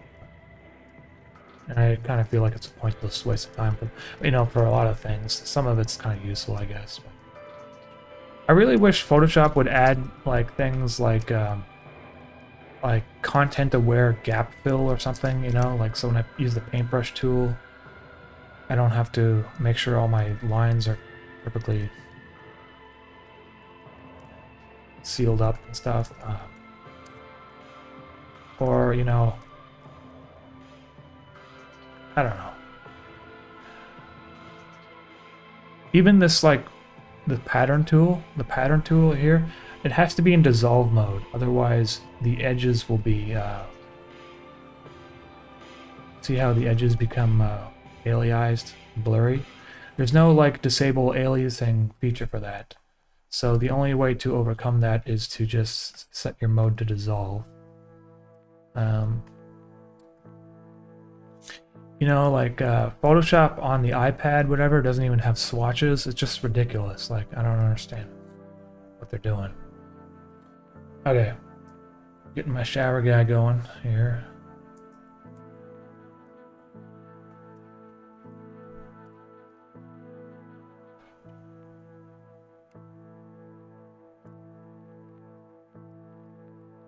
Let's add some more drips in.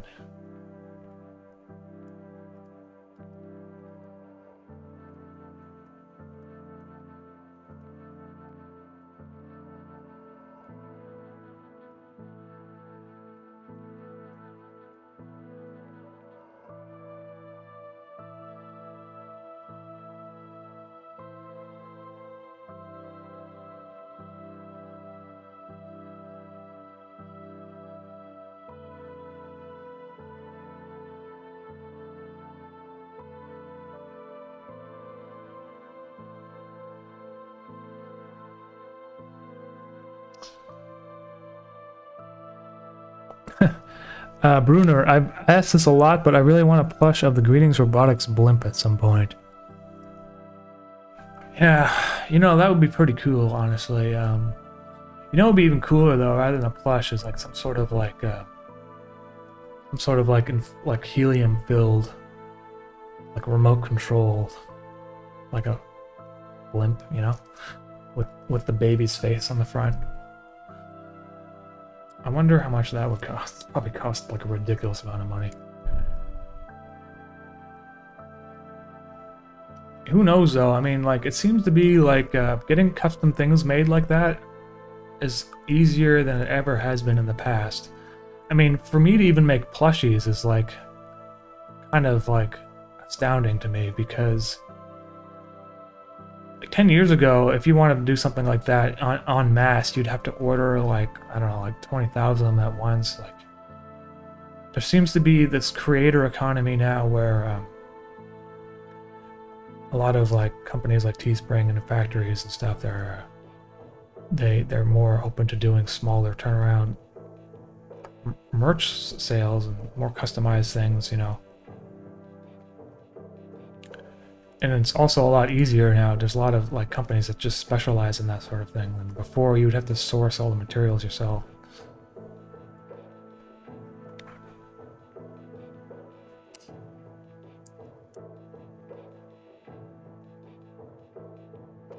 I'll keep that in mind. I like the, you know, the Greetings Robotic Blimp. It's like a pretty awesome like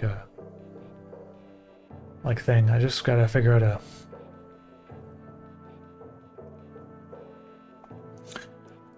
Because if it was a plushie, I want the contours of the face, you know, and the nose and stuff to stick out, and plushies don't. Right now, I think they're mostly they basically just sew on like a embroidered patch on the face. And if you wanted like a formed face on the front, it might be a little bit more difficult. I mean, I don't really know. I don't design these things exactly. I mean, I designed it, but I didn't do the hard part of actually making them, so I don't know.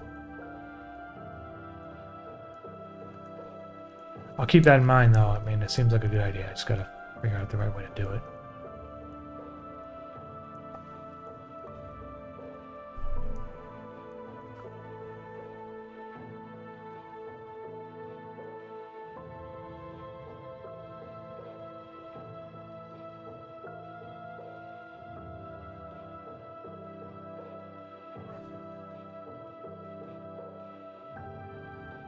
I don't even know if this looks like he's in the shower, but I don't know. It doesn't. It's kind of funny, I guess.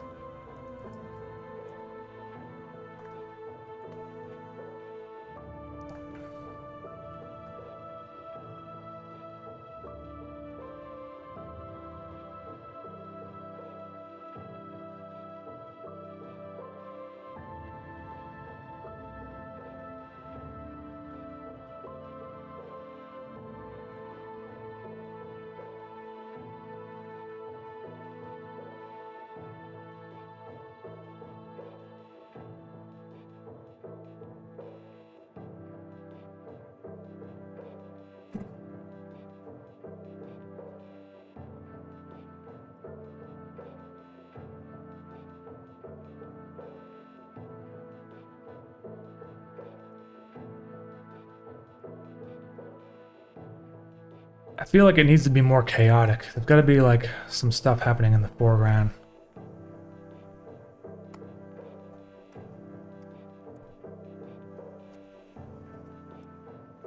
You know what I want to do? Okay, I know what I'll do.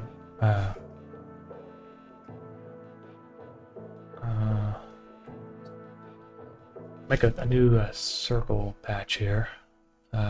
200 by 200 pixels. We go filter mosaic. 20 pixels. Come on.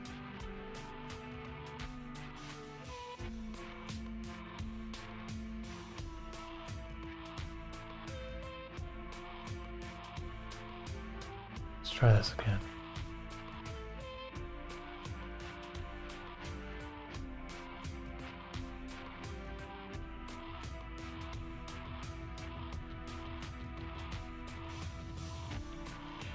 Oh yes, there we go.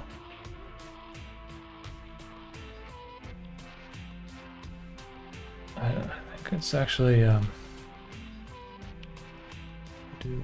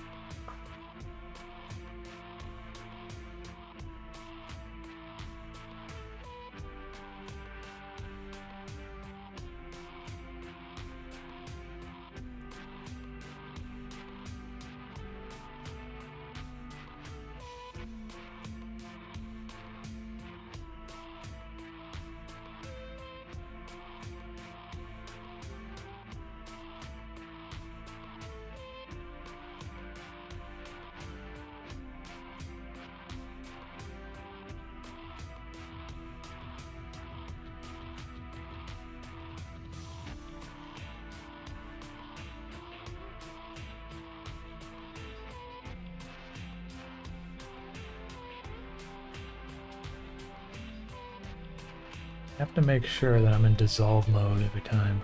It's kind of annoying.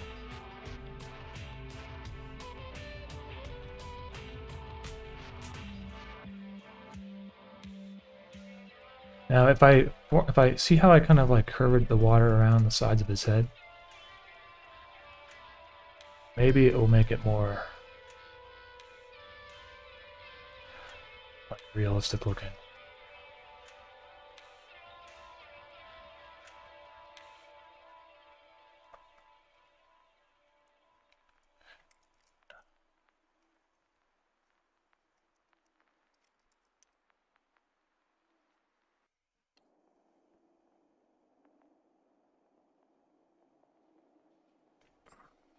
Daily isolated. Actually, check out the FAQ for that question. It's in the description.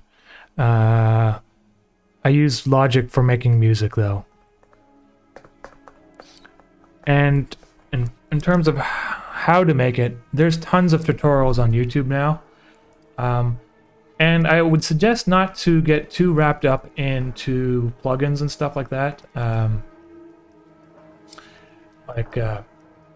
There's a lot of plugins out there that you really don't need.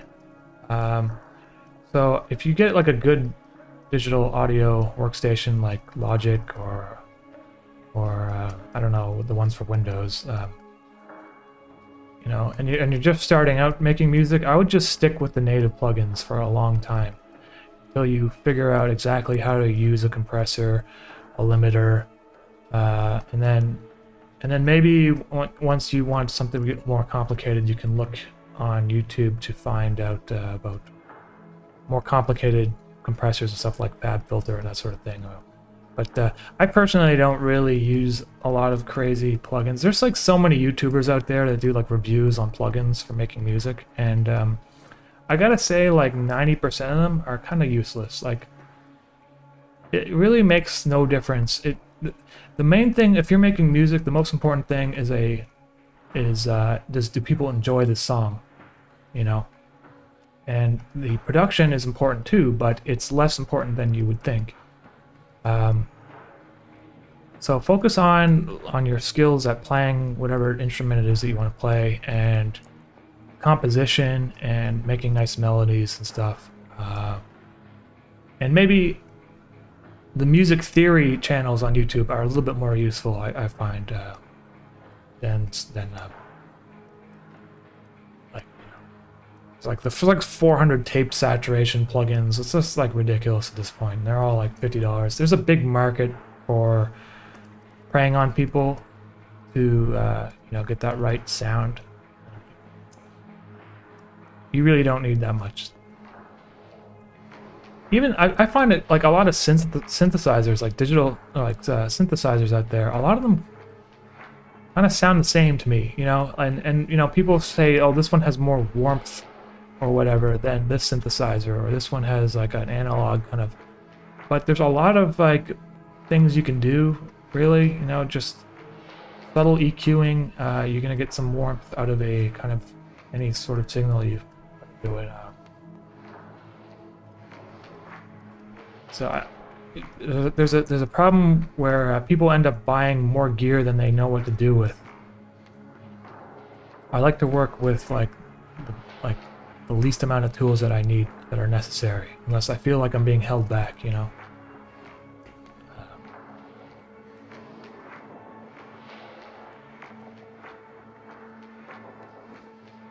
Ow, God. Okay, let's see here.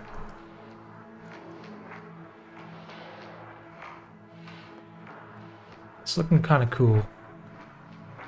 Let's add a little bit more.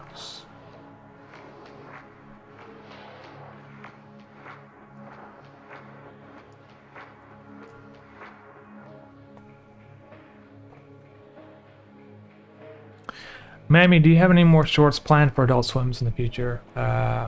No, I don't. You know, if I wanted to, I could probably message them and say, "Hey, I got some ideas for shorts," but I don't want to do any more really. I'd rather just make them for my own channel, honestly. I don't really see the point, unless I'm doing like a pilot or something, you know. Because the thing is, once I make a short for someone, like a commission, I can't use it for anything. Adult Swim, at least they allow you to upload it to your own channel, which is awesome. But then after that, like, I can't really do anything with the animation. I can't put it on a DVD or whatever, because I don't own it, you know? Okay, there.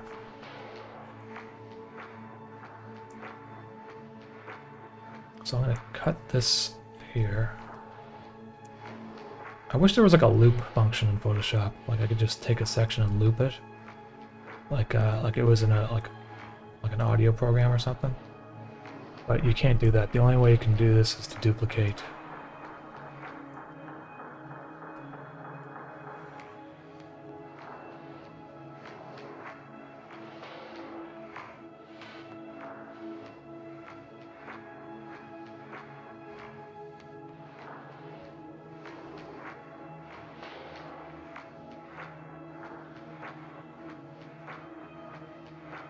And then to save space, like now it says 112 megabytes, right? But if I use that rostrum plugin, I can probably bring this down a lot. So I just disable these other layers and I go scripts, rostrum.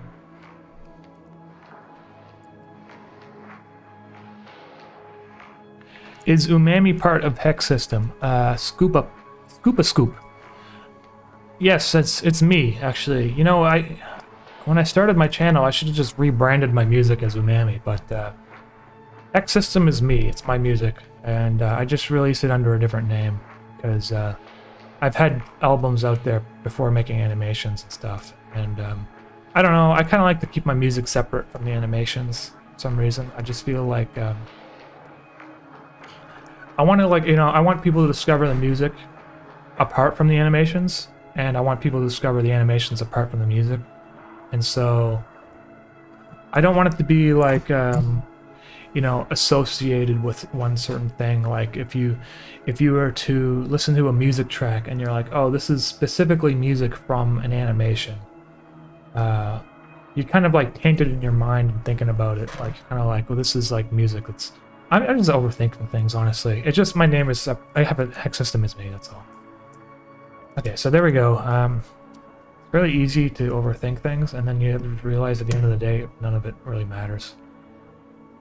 Okay, so there we go. Now it'd be cool to add in some, because I looped that, right? But every once in a while, just add some, oops. Hold on.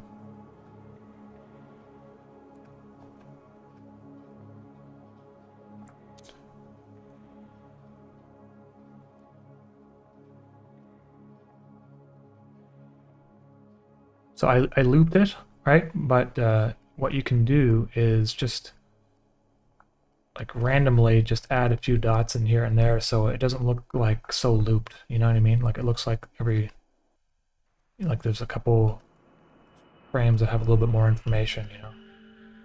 I don't know if anyone really notices, but I know that like I notice it, like, basically. It just makes it the... 'cause if you're doing digital animation, it's really easy to make things look sterile, and if you do little extra details like this, it kind of helps the animation come alive. Because it doesn't... Like, maybe you're not recognize it on a conscious level, but on a subconscious level, your brain is kind of like... It's like picking up these little extra bits of information.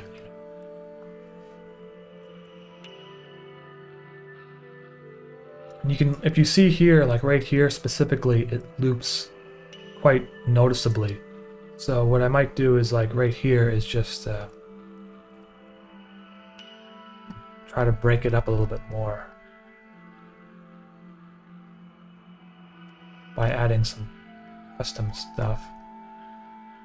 So now you see how it looks less loopy. There's like a little break halfway through there.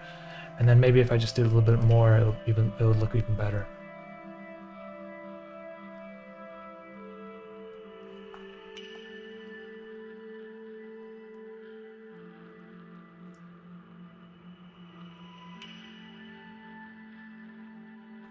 And then, yeah. Let's see, which layer is this? Okay, so then some of it I might even erase just right here. I feel like it's going too crazy.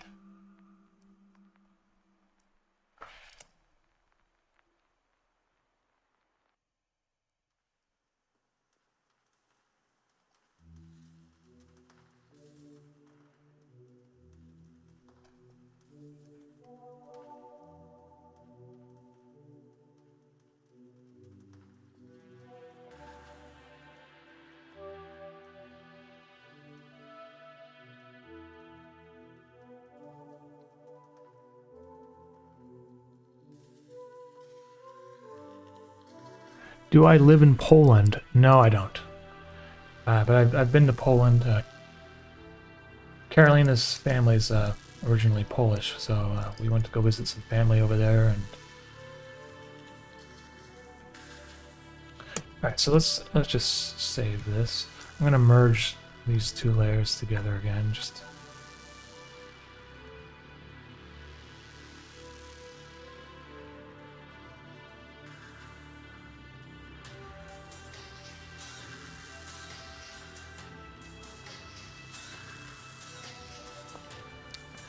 man, I don't know about you, but like I tried watching that Trailer Park Boys cartoon, and I just felt this like chills in a bad way. You know what I mean?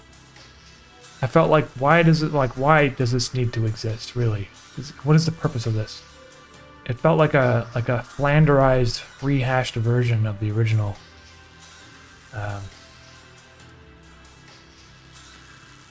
You know, I think they're just like squeezing every last drip of juice out of their IP. Okay. So it's still 93 megabytes, so I'm gonna try to... If I'm happy with this, which I'm mostly happy with it, I'm just gonna merge it all together at this point. Bring that 94 megabytes down to like, probably like 5, we'll find out.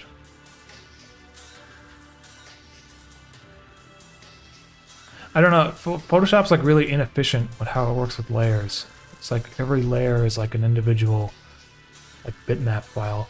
So now look, it's less than a megabyte. I went from 90 megabytes to 1 megabyte.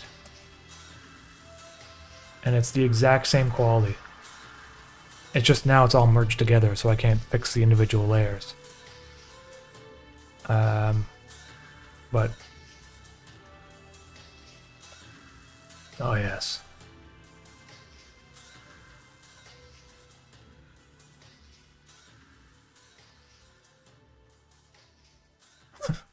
I like it. I like how that's turning out.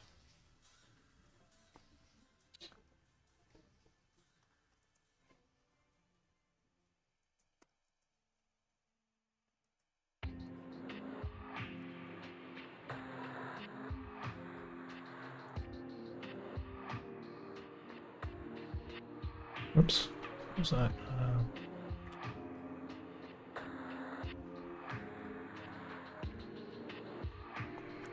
Just stopping to say hi.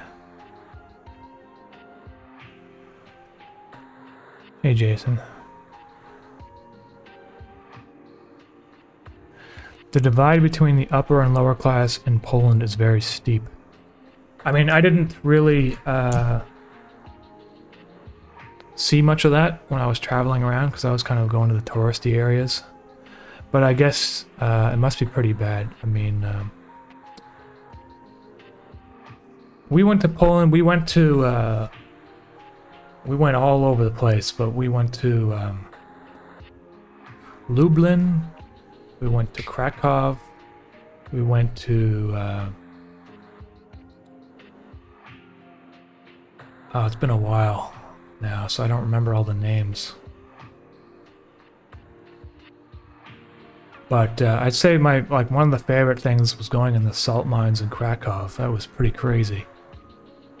All these like crazy, like everything. So basically, the whole thing is made out of salt, and so they just carved out of it like cathedrals and staircases, and there's like chandeliers made out of salt, and huge rooms, arched vaults and stuff, and all made with salt. It's crazy. It was pretty awesome.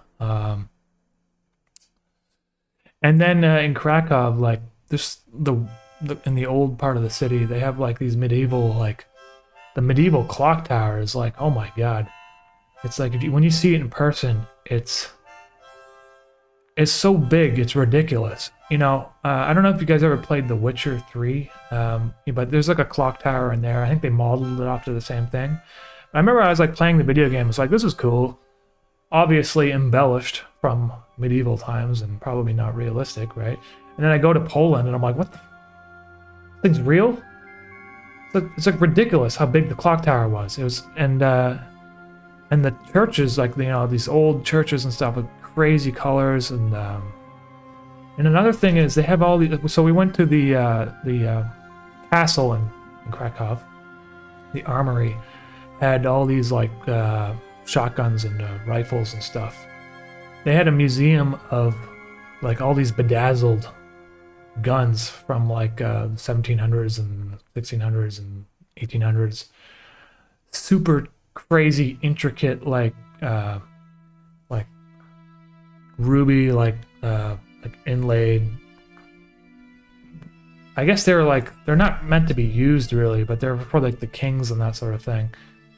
But some pretty cool stuff there. Not only that, there's like a medieval body armor and that sort of thing. It's pretty brutal stuff, you know, medieval Poland, just like slicing people to death with swords and stuff. So there's a lot of cool, like you know, metal armory suits and stuff you can find there. You need to go to Lalendula Lavender Fields. I haven't been there, but maybe next time. Yeah, you know, the craziest thing about Poland for me as a Canadian was going on their new highways and everyone was driving 170 kilometers an hour. And I was like, oh my god, like, you know, like, I don't like to drive that quickly, honestly. The speed limit, like, usually the fastest you can go in Canada is like 120 kilometers an hour, maybe 130 if you're speeding. Like, it almost felt like if I was driving slower than other people on the highway, it would be more dangerous because like everyone would be passing me. But you know, they got this like crazy new highway in Poland that's like super wide, and the turns are really long. Like I guess I don't know what the right word is, but basically going on a speedway. It felt like going over there.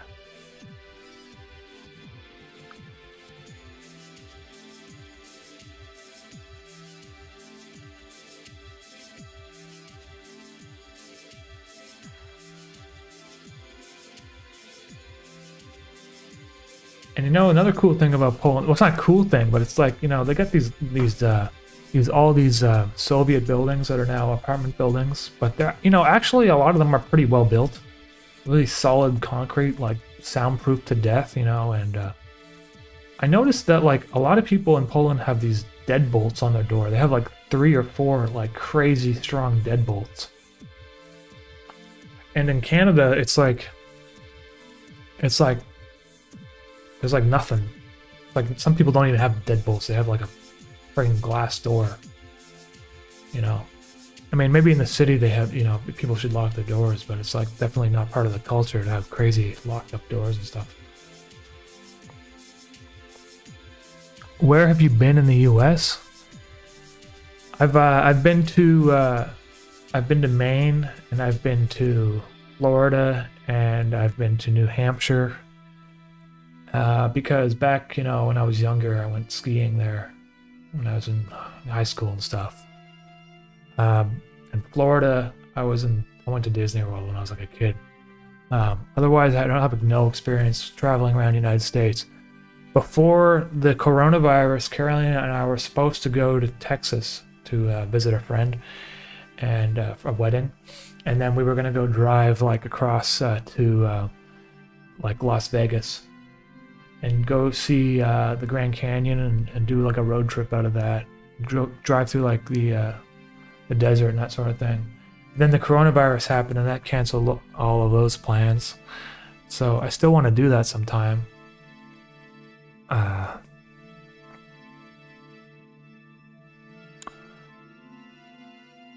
Gun our channel. Hey, thank you for the super chat. Crypto stopped crashing, buy or sell. I don't know, man. I'm not going to tell you what to do with that stuff because, you know, honestly, it looks like everything's crashing right now. Stock market's crashing. People are worried about like this friggin' Omicron variation, which I think is just complete made up. You know, it's not made up, but it's like they're blowing it out of proportion again.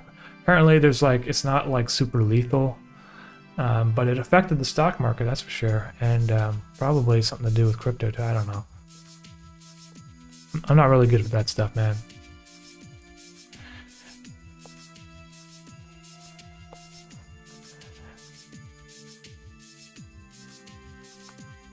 Okay, so what did we do today? I got this guy in the shower, and I got him standing in the shower here.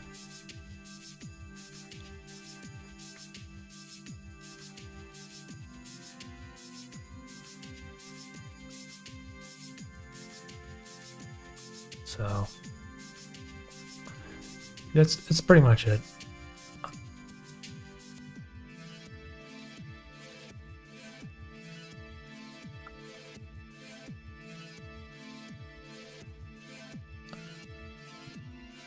I think I'm gonna call it quits now. I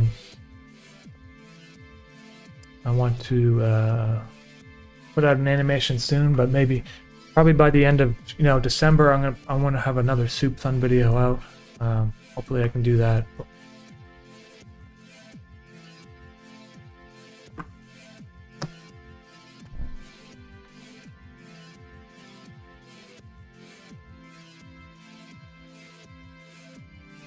All right, everyone. Have a good evening. We'll catch you all next time. Thank you, everyone, for the super chats, and thanks for hanging out with me and talking about random stuff. Yeah, so I'm just gonna keep animating like I usually do, and hopefully I got some new stuff coming out for you soon. All right, everyone. Take care and have a good Wednesday, my dudes.